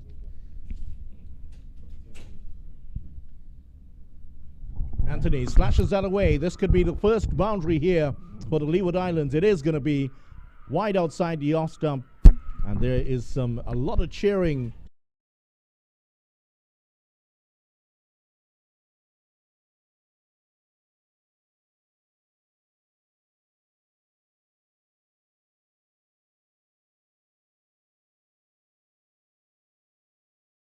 I think it's a moment to savor for all of these young women playing in this game, and not just in this game, but in the entire tournament. I think they would want to get a victory here today, and start off on a high. It's played almost off the off stump. Yeah, they would certainly want to get the victory, but that's going to be a really tall order here against the Trinidad and Tobago team that piled up 164 for 2, and you saw the tail end of that TNT innings. Sao 53 not out, Samaru 63, Joseph herself getting 21. That was some awesome batting. Yes, there was some ordinary bowling, but with some great batting also. Yeah, definitely so, and I think it goes to show, I mean, it's just 4 batters, but it goes to show the depth of the batting as well. Oh, that's not well taken there by the keeper, and that's given away what will be a bye here. Candice Laborde, the Defence Force member, has signalled, hands up and waving at Visham Lalman to indicate that is a bye. So end of the first over, at the end of it, 6 without loss, similar to the start that Trinidad and Tobago had. Now we were just talking to Anil about that. This is a great competition that has given so many opportunities, and none more so to this Leeward Islands team. I mean, what a proud moment this is for these young ladies, and I'm sure their families who are looking at this. Very proud moment for them to be out there for the first time. Yeah, definitely so, and I'm sure a lot of the families of these Leeward Islands players would have come in as well to look on at the tournament and to support their kids out there in the middle. And you tend to see that a lot more in women's sport, especially. The families come out for obvious reasons. The women, the parents come out, the brothers and the sisters, they're all out here, and they even drag along a few neighbors or two. And you're seeing so many of these supporters here, and this is one of the better crowds we've seen for any of the tournaments here at the Brian Lara Cricket Academy this year. Yeah, definitely. And we speak about the families coming in, and it's also it's like a vacation for some of these families that are coming in as well. While they are coming to support their kids out there, it's like a vacation for them to enjoy the beautiful Twin Island Republic of Trinidad and Tobago. Yeah, and I'm sure you'll be showing them where Maracas is. I know you're always there. Here's Kanika Kassar, silver medalist at the Carifta Games earlier this year. Kanika Kassar. This one's pulled away. Oh, what a shot of authority there by Anthony. It was short, and that was pulled away with some power for 4.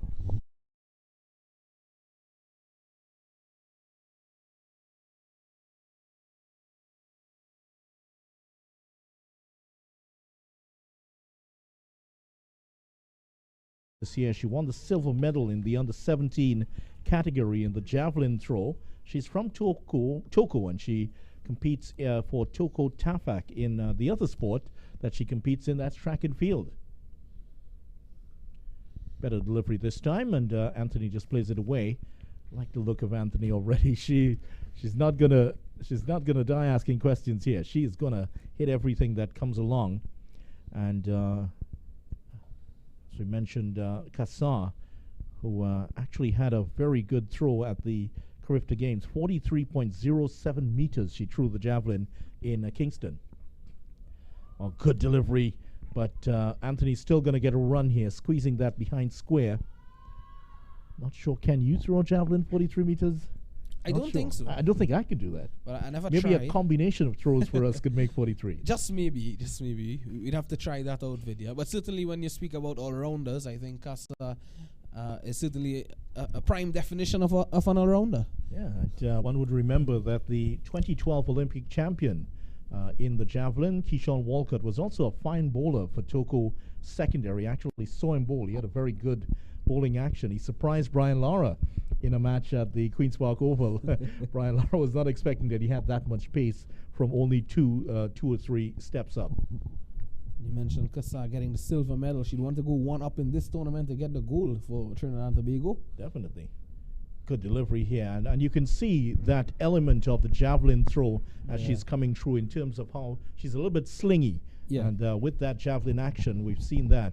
And she's not the first women's player to also compete in cricket and the javelin. You might know that Hayley Matthews and Deandra Dottin were also very good javelin throwers and Carifta champions, by the way, before going on to play for the West Indies. Oh, that's a good delivery, and it's beaten Sao. That's gone away for 1. More buys here, and it hasn't been a tidy start here by Chanel Sao early on with the gloves here for Trinidad and Tobago. Hayley Matthews actually won silver medals at the Carifta Games in 2013 and 14, bronze at the CAC Junior Championships, and gold at the 2015 Carifta Games. Dottin was a remarkable athlete, as if we didn't know that. Dottin actually won gold in the javelin, the shot put, and the discus at the 2007 Carifta Games. What an awesome athlete she is. The loss of track and field was the gain for cricket. Ball straight through. Full delivery, doing the business here for Trinidad and Tobago, and that is the first wicket. And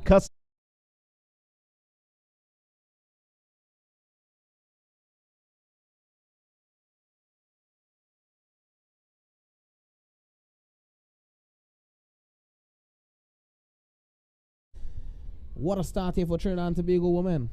yeah, she started off very well, Anthony. She was hitting it in, but she had no answer to that one, which drifted in from outside the off stump, and I think it may have just taken something of an edge there. But that is the first wicket down, and we're told that Claxton, I think that is Claxton, who's coming next year, and Claxton, who opened the bowling for the Leeward Islands, is now going to come in as number 3. I think that was the perfect delivery as well from Kassa to Anthony. It was looking as though she would have struck the ball a mile if she connected to it. She did connect to some.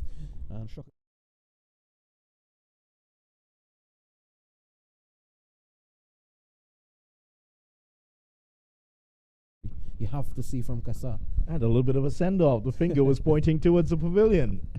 So Kassa has been successful. Her first over getting the wicket. 12 for 1 here at the end of the second over. And it's going to be Joseph to continue at the other end. So TNT doing the business with the 12th ball of the innings here. Leeward Islands losing their first wicket. And this is how she started, just outside the off stump here. Nice, tidy line. And Trinidad and Tobago, quite a few players from different parts of the country. We're told that Kasai is from, she is from the Toko area. There are 2 players from Bish also. So a lot of people coming in from these areas on the outskirts of TNT. High up into the air, there could be a wicket here. Yes, there is. And that is the end of Wallace. Wallace is gone without scoring, and the Leeward Islands have now lost 2 wickets within the space of 3.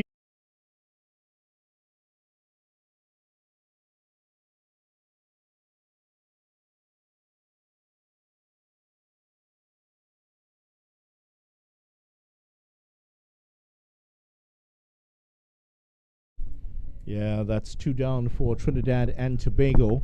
And I believe this is Warner coming in now, who bowled the first change for the Leeward Islands. So we'll just confirm that we have been thrown up a little bit of a challenge here. Leeward Islands, unlike the other teams, not having any numbers on their uniforms. I'm sure that will be rectified before the next match. So it is Warner who will come in. And Warner is in here for the Leeward Islands. And just to give you her full name, Warner's first name is Trishani Warner.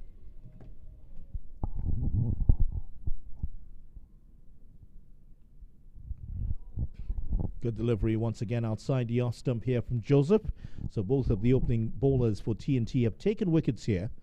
And this tournament has brought in so many players from all over Trinidad and Tobago. You were in Bish, and I think you can tell us a little bit about the cricket culture. Bish is in the central part of central Trinidad, so it's that central, maybe more east side. What's the next delivery here? And certainly there's a vibrant cricket culture in the Bish area. Yeah, not just cricket as well. I think the persons up there, Overthrow. More runs for the Leeward Islands here. And there could have been another run there, but good backing up on that occasion. Yeah, but in Bish, I think everyone appreciates sport so much. It's like a family atmosphere. I always say it when you ask me about sport in Bish. Yeah, it's like a family atmosphere there. Everyone tends to come out and look on at the games being played. Yeah, it's a real family atmosphere. I understand you were almost married off 5 times there in Bish. But you resisted the urges, but 14 for 2. Just having a little fun with Visham Lalman here, who's beside us. Visham doing double duty. He was up at the Barbados-Guyana game earlier today, and saw that one earlier this morning. Down the leg side, and that is going to be, well, it hasn't been a tidy start. Yes, TNT are dominant at the moment, but I think they're going to have to do some work with Sao here. That's another one that she has not gathered. I think they're going to have to do some work with her keeping here. He's quite a tall wicket keeper.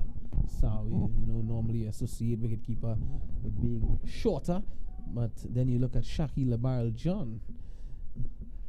He's not so much of an excellent, wicket keeper, but he's a bit tall. Well, sometimes we say that they're bowlers who bowl with an off spinner's action. There are some who have the keeping gloves on. And our cameraman, Shakil Barrel John, one of the cricketing players among our commentary team. He's also a fine young cameraman here. 2.5 overs gone. Just one more ball remaining in the third over. 16 for 2. Warner on 2. Claxton yet to score.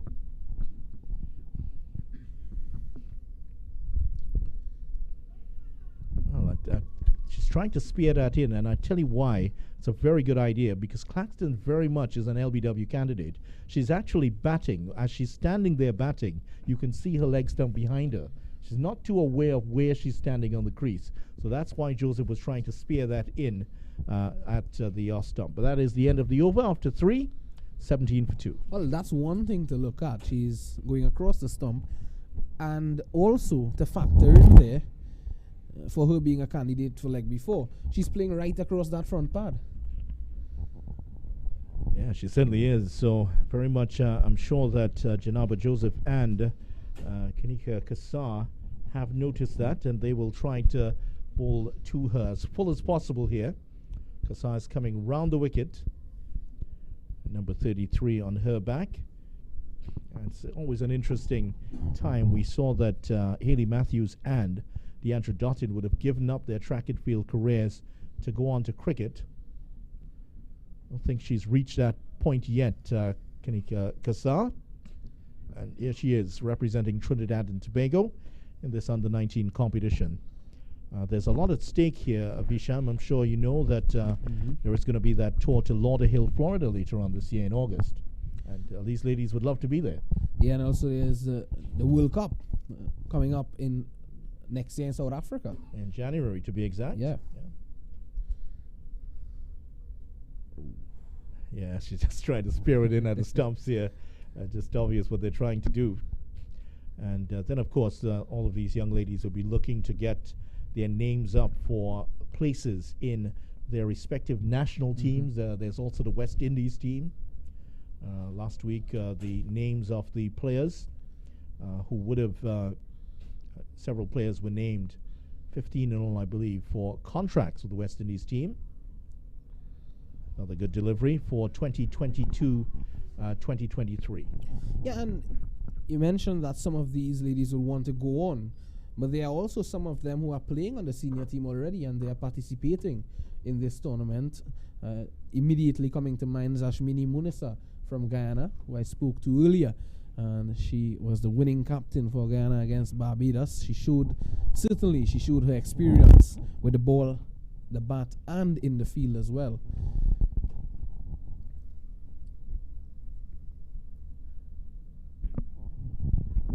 Worked away on the onside. Just going to be one this time. I mentioned Munisa. She did play in that regional tournament, Janaba Joseph, for TNT. Janilla Glasgow, who's playing for the Windward Islands, she was also named on that list of players who received contracts. It's a development contract for her. Yeah. But a great honor to be among the top 15 players in the region. Yeah, definitely so. And you'd want to see these youngsters continue to build on this platform that they have. And it's such an amazing opportunity for them to, participate in such a tournament of this magnitude. I was speaking to Dr. Kishore Shallow, a couple of days ago for Crick Scoop, and he was saying that most of these young ladies would be playing at this level of cricket for the first time. And so it's a tremendous and exciting prospect. He mentioned that it is also the potential to be selected for the West Indies under-19 team for the World Cup, as we mentioned. And he said that it's surely a motivating factor for them. Yeah, definitely so. And this Leeward Islands team, certainly all of them would have these ambitions. They have to put in the performances, Joe, here. This is a great opportunity for them. Good delivery again by Kassar. With that slingy action, you would expect there will be a little bit of late movement. Earlier today, there was a lot of late movement when the wind was whipping across the Brian Lara Cricket Academy. At the moment, Leeward Islands at the end of the fourth over are 18 for 2. Trinidad and Tobago at the end of the fourth over, 22 without loss. I think to be fair to all of the teams, there are the Leeward Islands. There's the Leeward Islands dugout. There's Nasira Mohammed, one of the media personnel for the West Indies Cricket Board. With the camera. Yeah. And a few of the Leeward Islands players there. And 7 teams involved in this competition. It's a round robin competition, so 6 games per team. The USA, who we saw earlier today, were invited for the tournament, and very pleased with the fact that they are here for this one. And a bowling change here for Trinidad and Tobago.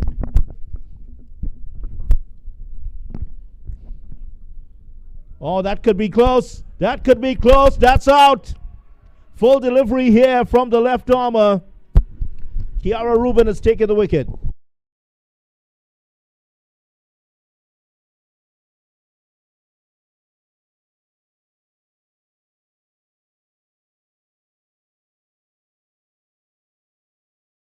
A beautiful delivery there from Kiara Rubin, and she makes an impact.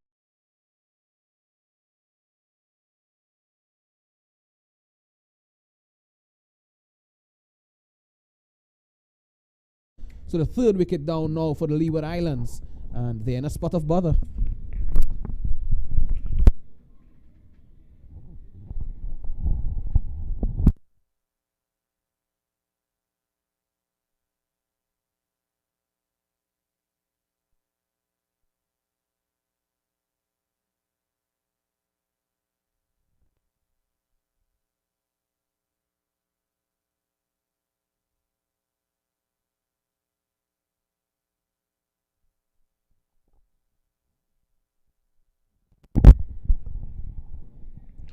So Brown is the new player in for the Leeward Islands. Courtney Brown is her name, and she was the second change bowler in the lineup here for the Leeward Islands. So pretty much so far their batting lineup is mirroring their bowling lineup. So what a start here for Kiara Rubin.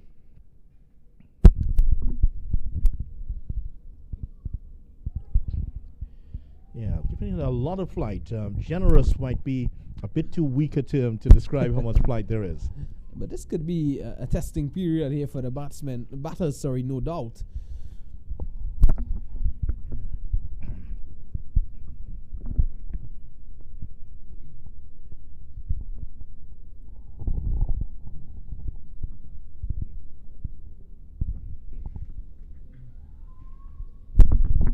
I see with the Leeward Islands batters in such a shell at the moment, they're not exactly going to be using their feet to those type of deliveries, work it away.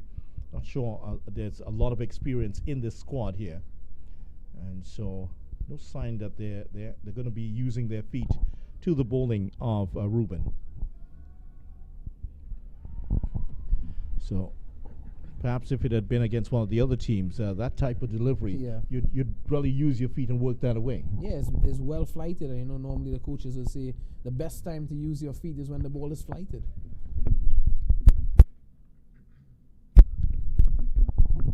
Shorter delivery, this time straight to the fielder. There's no run. So Brown and Warner have really gone into a shell here. 18 for 3. And the over's ticking by, and Rubin has started so well. A wicked first ball. Well, tell you what, she didn't see that one at all. She almost got hit on the head there. That was very, very close to her forehead. Boy, that would have been not an easy blow to take. Yeah, there might even be the possibility of having a player in at maybe a few close-in fielders here for Trinidad and Tobago. The overs come to an end. After 5, the Leeward Islands are 18 for 3. Wicket maiden there by Kiara Rubin.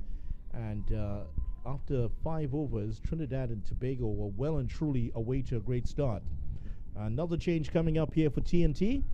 And it's Katie Jazz Mitchell who will be bowling next. And very interesting name, Katie Jazz Mitchell. Yeah, definitely so. And Katie Jazz Mitchell, the daughter of Cricket 360's very own Delana Mitchell. I'm sure Delana will be proud to see her daughter out there in the middle. And first time she's bowling at under 19 level here at the regional level. Here she is, number 99 on her back. And almost got a wicket first ball. Great delivery to start off here.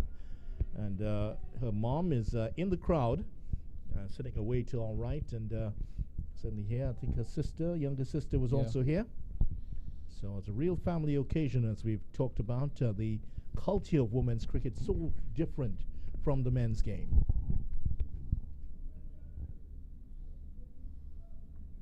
Another good delivery to start off here, and that's all you need to do at this point. With 2 batsmen clearly in their shell, just trying to take the game away from them. Attack the stumps, attack their defense. Test their defense all the way through, let them make the mistake. Yeah, well, these 2 batsmen have shown not much intent to get the ball away. And I think as a bowler, you don't want to try anything out of the ordinary. You just want to keep it simple. Good start so far by Mitchell. And these 2 batters, 18 for 3. Warner on 2, Brown without scoring yet of 5 deliveries. So tough going here for the Leeward Islands. It's been a baptism of fire for them in their first ever match at the under 19 level. I think that was bat on the pad there, and of course bowlers will always ask for the decisions.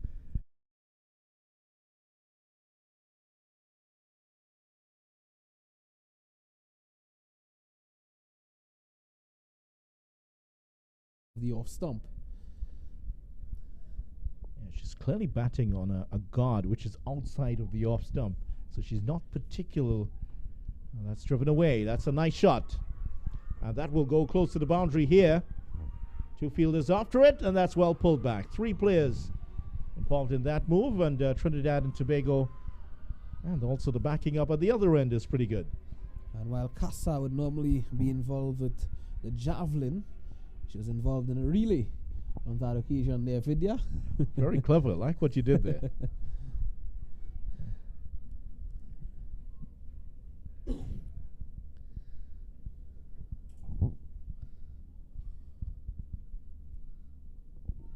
Just away from that leg stump. Now the umpire has given this as a wide.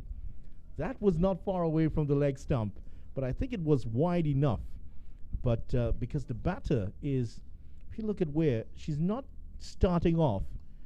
Here gives you a good idea here. She's not particularly looking at where she's starting off in terms of her position. So she's now batting with the middle and leg stump. Now she's trying to adjust. And you see, this is where the inexperience of the bowler is. She is bowling wider and wider outside the off stump instead of attacking the stumps. Yeah, if I was Mitchell there, I'd want to be attacking the stumps. I'd want to get the ball right up there into the boot of the batter, sorry. Yeah, so the over comes to an end, 21 for 3, but as you would expect, these are players learning their craft here. And I don't think I've ever seen anybody bat that far outside the off stump, unless it's you're trying some type of a different tactic. We have seen batsmen at test level or so bat on the off stump to negate some of the off spinners. Perhaps we've seen that Graham Smith playing against Graham Swan, for instance. He would have used that tactic against him. Hashim Amla also used that tactic against England and Graham Swan in particular. But this is not a tactic. This is just not being aware of where your guard is. Full toss. That's very close to a no ball there. The umpire is having a close look at that. Well flighted, but that I think that one was okay. Yeah, it was. And you know, on that topic of the ball being wide, batters trying to meet the ball, I think that's the reason why we are seeing this from Leeward Islands. I could be wrong. We saw it in that first game as well between Guyana and Barbados. You know, in these tournaments, you tend to see some of the bowlers bowl a bit wide, a bit inconsistent. You know, wide of the off stump, sometime down the leg side as well. So maybe it's a tactic just to get out there and get bat on the ball. Who knows? Tugged away, but if you look at the initial movements of Brown, for instance, here, Brown's having a look down at her feet every time before every ball. So she's making sure she knows she's on that mid-stump guard. In contrast, Warner is not having a look at anything. She's just standing wherever where it swings, where it falls, that's where she's going to start. I see that possibility of a run, but not taken by the batters. And there's absolutely no backing up here by Warner. She's standing exactly where she is. There's no motion at all, and she's very flat-footed. Inexperience at this level, of course. Yeah, inexperience, and I think it has forced these batsmen here batters to miss a trick. You know, Kiara Ruben is bowling this slow. She's bowling a consistent length, and she hasn't been bowling as consistent in terms of line. You know, it's an opportunity for the batters to get out there just like that. You're reaching the ball, but you're not going through with the shot. Mid-on and mid-off is up. You can't go down the ground. She's not getting that much spin on the ball. You know, she's just bowling slowly. Consecutive maidens here by Kiara Ruben. So 12 deliveries, a wicket off her first ball. This is an easy sport, isn't it? You just come into the team and you bowl 12 deliveries without conceding a run. Great start for her. Katie Jazz Mitchell will continue here, and she will be bowling to Warner, and I hope that someone has come across to her and suggested to her, listen, just attack the stumps no matter where she's standing. And again, as you can see here, she's standing with her guard seemingly on the off stump. Let's see, we'll monitor that as the goes on. Let's see how the TNT bowlers attack her stumps here. That's more like it. That could be close there. Oh, I think there's a chance at a run out. Oh, she was in. Well, technically, that would have been a stumping. She hadn't attempted a run. Just about there. Yeah. That was the opportunity. That was very close. Well, a lot closer than I thought it was initially there, Vishal. She's getting right. Well, she's starting across the stump. And I Well, think... I was talking about a run out more because perhaps the leg before appeal, it was going down the leg side, but then the run out, the stumping afterwards. Yeah, that was very close. Very, very close.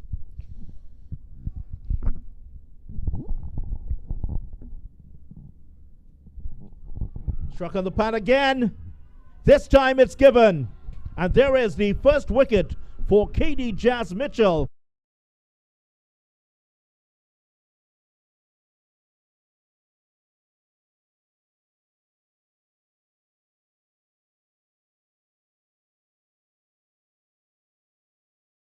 Mitchell continuing a good work with the ball throughout these developmental stages of her career and now into this under-19 tournament. You know, doing the right thing, smart bowling, keeping that ball straight. And yeah, Warner going right across the stump, playing across the line. And yeah, that's the cardinal sin. That was going to cannon into middle stump.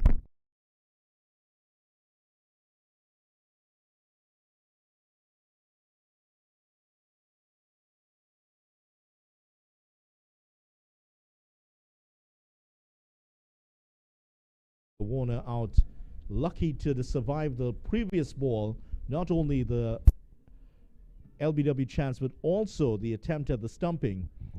This time she did not. The umpire had a long look and a long think about that, then decided that was out.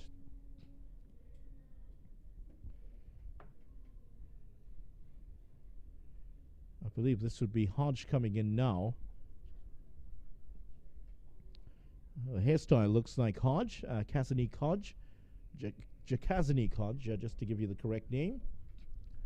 It's one of those new wave hyphenated first names, a J and then a capital C, Jakazanik. That's a fancy name. Don't you like that name? Yeah, it's a nice name, and we've grown accustomed to seeing some, you know, some would say silly names, but it's interesting names, I'd say, Vidya. You know, I like some of these names. Jakazanik Hodge will face up here, and she's also batting on a mid-stump guard as she faces up to Mitchell, who's just taken her first wicket. Just getting the ball to tail away there. Usually the swing here at the Brian Lara Cricket Academy takes the ball into the right-hander. She got that to move very late there, just a little bit away, a little shape away from the batter. It was well pitched up by Mitchell.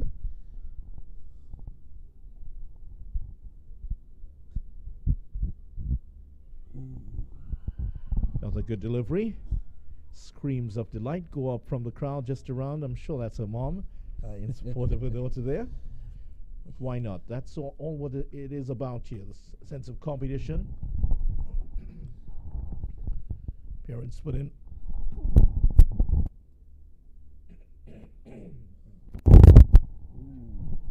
Good delivery. That was just outside the off stump.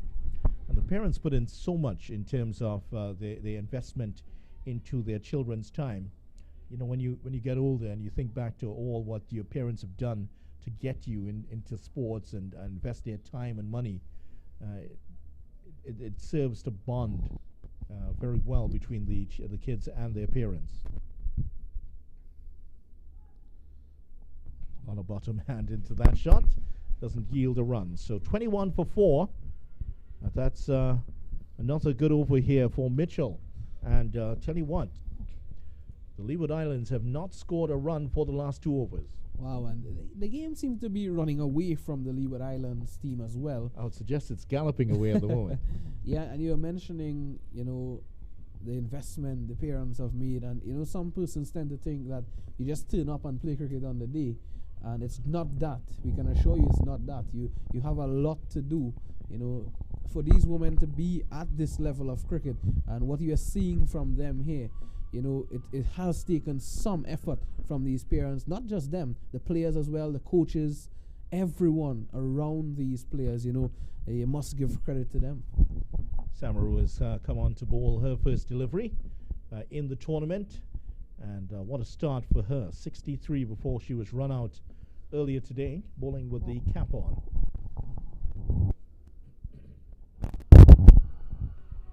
Brown has been there for quite a while. She hasn't scored yet. 13 deliveries and not a run yet. Hodge has been in there for 4 deliveries. And that's all that Samaru really needs to do, because Brown is not going to use her feet to any kind of to the slower deliveries here. She's pretty much content just to be blocking the deliveries, getting in front of her. And I think she's opening up that gate there between bat and pad. And I think Samaru is doing the right thing. She altered her line there. A straighter line is what is required, and that is what we are seeing from her now. Yeah, with that gap, you'd always hope the off spinner would be hoping to get one to move sufficiently and through the gate. Just like that. And there it is. That's the classic off spinner's delivery and the classic dismissal. And isn't she happy with that? Brown is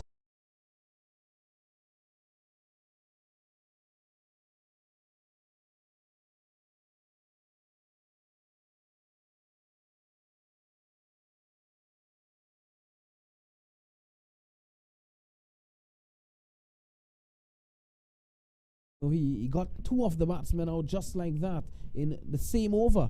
So yeah, excellent bowling here from Shalini Samaru, coming in, making an immediate impact as well, and carrying on from her batting showing earlier. And the thing is, the Leeward Islands have not scored a run since the 6th over. We are in the 9th over now, and they have not scored a run in the last 2.5 overs. Yeah, they're falling away. They're falling away badly here, and they're facing down a terrible defeat here. They need 144 runs from 68 balls. That's immaterial at this point. It's just about survival at the moment. Huggins is the new batter.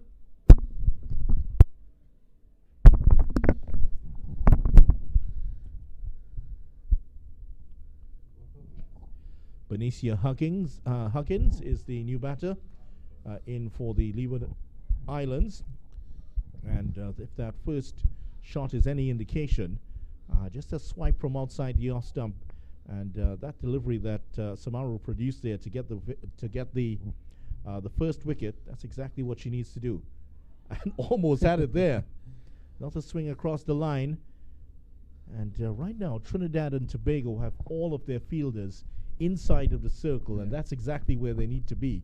Keep the pressure on, because these two batters have not shown any propensity towards lofting the ball at all. Yeah. End of the 9th over.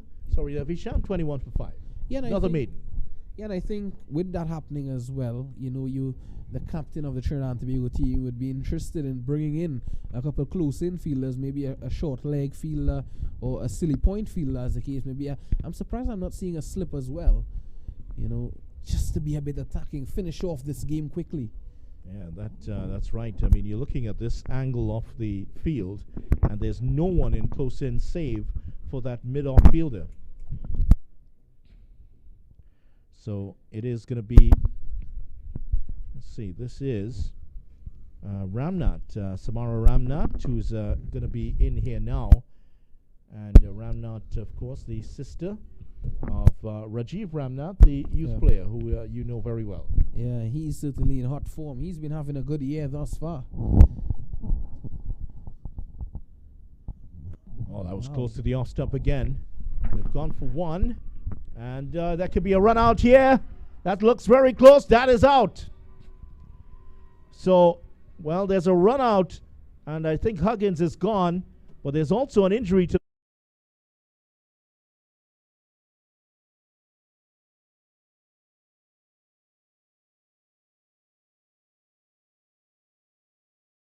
but she was continuing along her pathway as she is entitled to. And I tell you what, Sao just stepped into her line at the last moment. Yeah. And the batsman...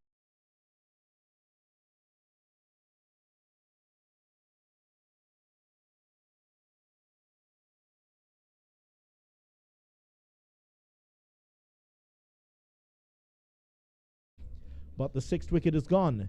And Huggins has been run out here without scoring. Yeah, certainly. That's a dirty collision there for Sao. Helmet to shoulder. That's going to hurt a lot. And the thing with that as well, she had a back turn. So it was kind of a shock as well to Sao as, Huggins came into her. They're the physio. They are leaving now, but Sarah's back up, and that's good. That's good news. Yeah, still a knock to the side. You can see her still holding the right side of just above the small of her back there. That's where she copped that blow. And seeing that the new batter is Gandeo, and that is Sarah Gandeo who is in now.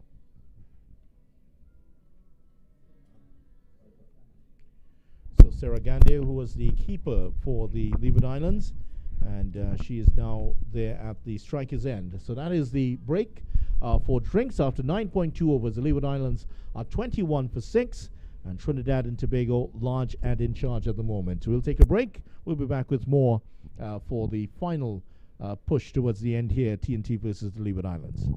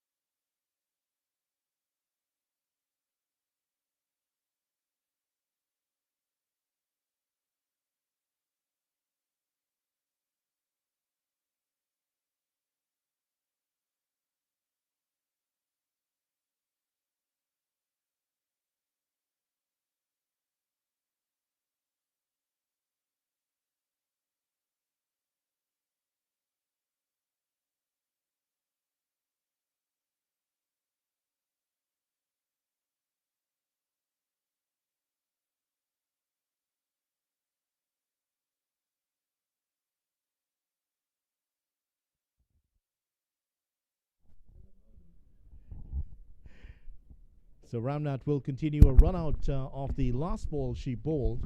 21 for 6 is the score now. That's an edge, and that's gone over the slip region. They're going to get 2 here at least, the Leeward Islands. And that's 2 to Gandeo. That is the first runs since the 6th over. They were 21 for 3 at the end of the 6th over. Now here in the 10th over, 23 for 6. That was excellent running as well by Gandeo, and well backed up as well by Hodge to get the second run.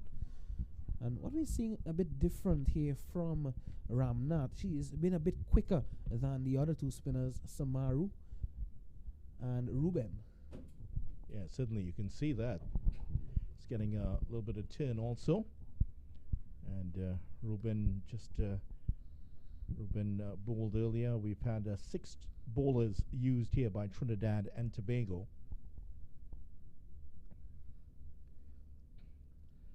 Pulled away, straight at the fielder. And this is really a good opportunity here for Kelvin Williams and Devendra Singh, the assistant coach, because it gives them an opportunity to get their bowlers in a low-risk situation. Because even if they go for runs here, it's not going to matter too much. That's in the air over the infield, and they will get 2 more here. Won't get a boundary, but they will get 2. Yeah, so it's a good situation for the Trinidad and Tobago management to get these bowlers in, get them involved in the game, get their first ball in the tournament in a low-risk situation, and just to get their groove in. Remember, TNT will have a big test against Barbados tomorrow. Yeah, this would set the tone for that big clash tomorrow. And I think they would appreciate the fact that Guyana trumped Barbados as well. So Barbados would be coming into tomorrow's game with a bit low in confidence as well. And while something of a more major magnitude video, a huge victory here by Trinidad and Tobago would be on the cards.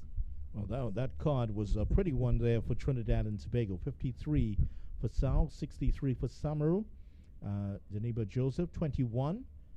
And 164 for 2, Trinidad and Tobago. Chasing the score is immaterial at this point. 139 of 60 deliveries. And bowled, and there's another wicket.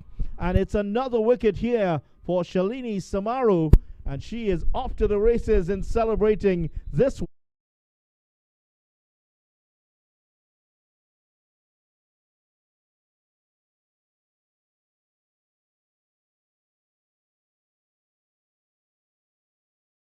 Here from Samaru and castling Hodge in the process. So what a delivery.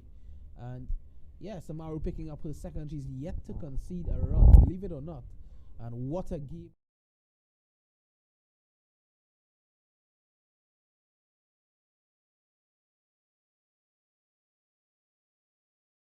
Her feet was right across that leg stump, way outside the leg stump, and she was looking to play a straight delivery, into the onside. A poor choice of shot video. Yeah, it certainly is. Shall I ask you for your choice for player of the match? Well, I think, Shalini Samaru thus far is running away with that award. New batter is Shaliqua Carmichael, and so she is in at number 9 here. So the Leeward Islands are in serious danger of not batting out the 20 overs now. With 7 wickets down, they were 18 for 3 at the end of 5. In the last 5 overs, they've added 7 runs and lost 3 wickets. There's certainly some work here to be done by Leeward Islands cricket in terms of their under-19 players. The fact that these players are here, this is a great opportunity for them. It's a huge learning curve, and it just gives them an idea of what they have to face up and how much they need to improve. High up into the air, this could be another wicket. The bowler settling under it, and she takes the catch. She now has 3 wickets. She is yet to concede a run, and that is 8 down for the Leeward Islands and Trinidad.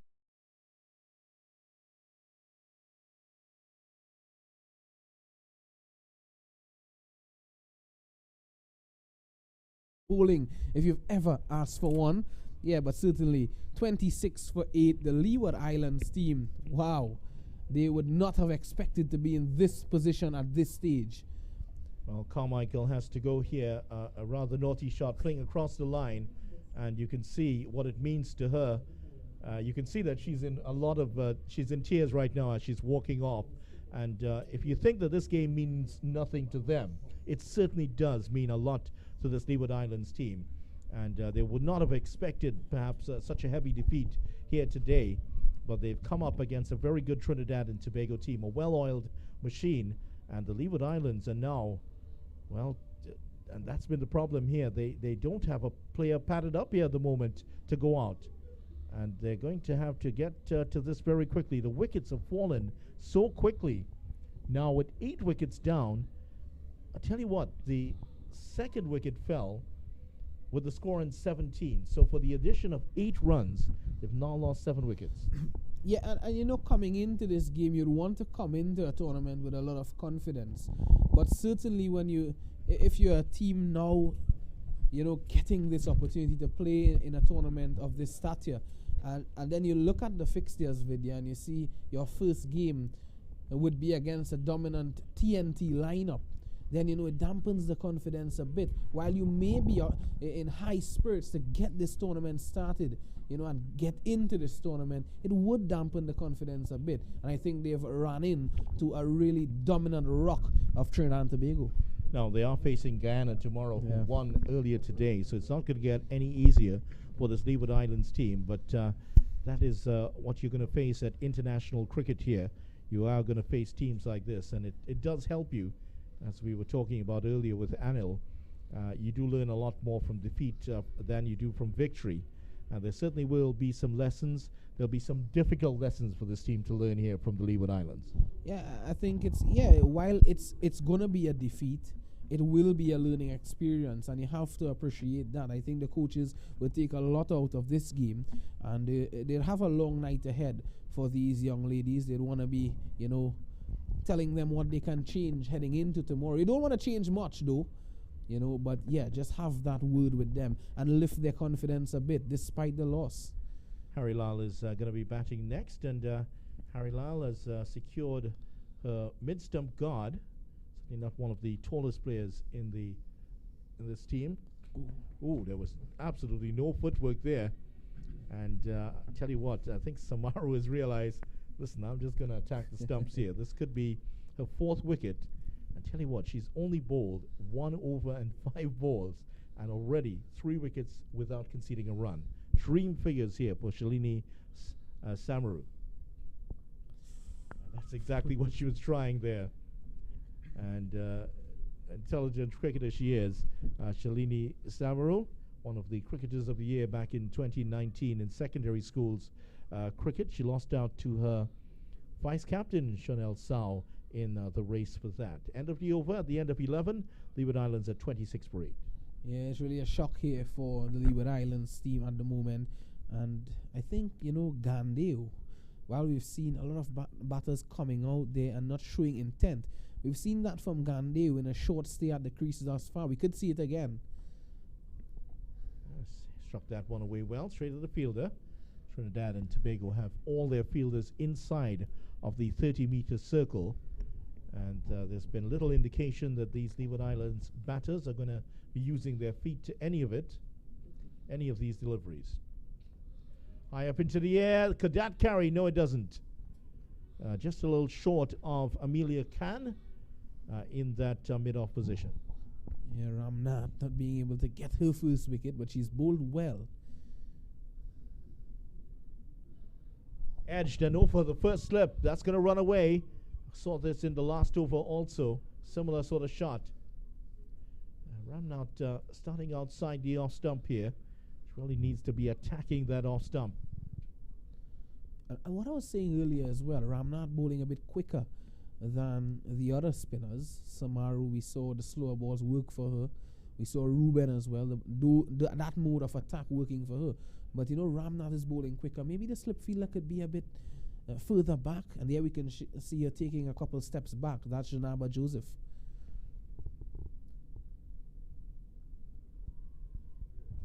Just a hopeful poke there by Harry Lal. 27 for 8. It really has not been the best bowling performance here for the Leeward Islands. Some variation there as well, video. We saw the leg break there from Ramnath. So showing, her variety. Bowled. That's straight through. 9 down now, the Leeward Islands. And Ramnath has her first wicket. And that is 9 down now for the Leeward Islands to a 20.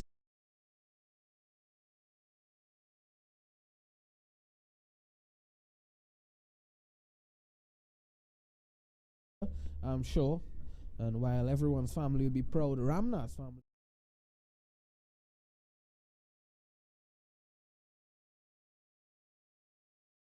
Falling away to the leg side, and she was just poking the bat at it, and in the end she missed it.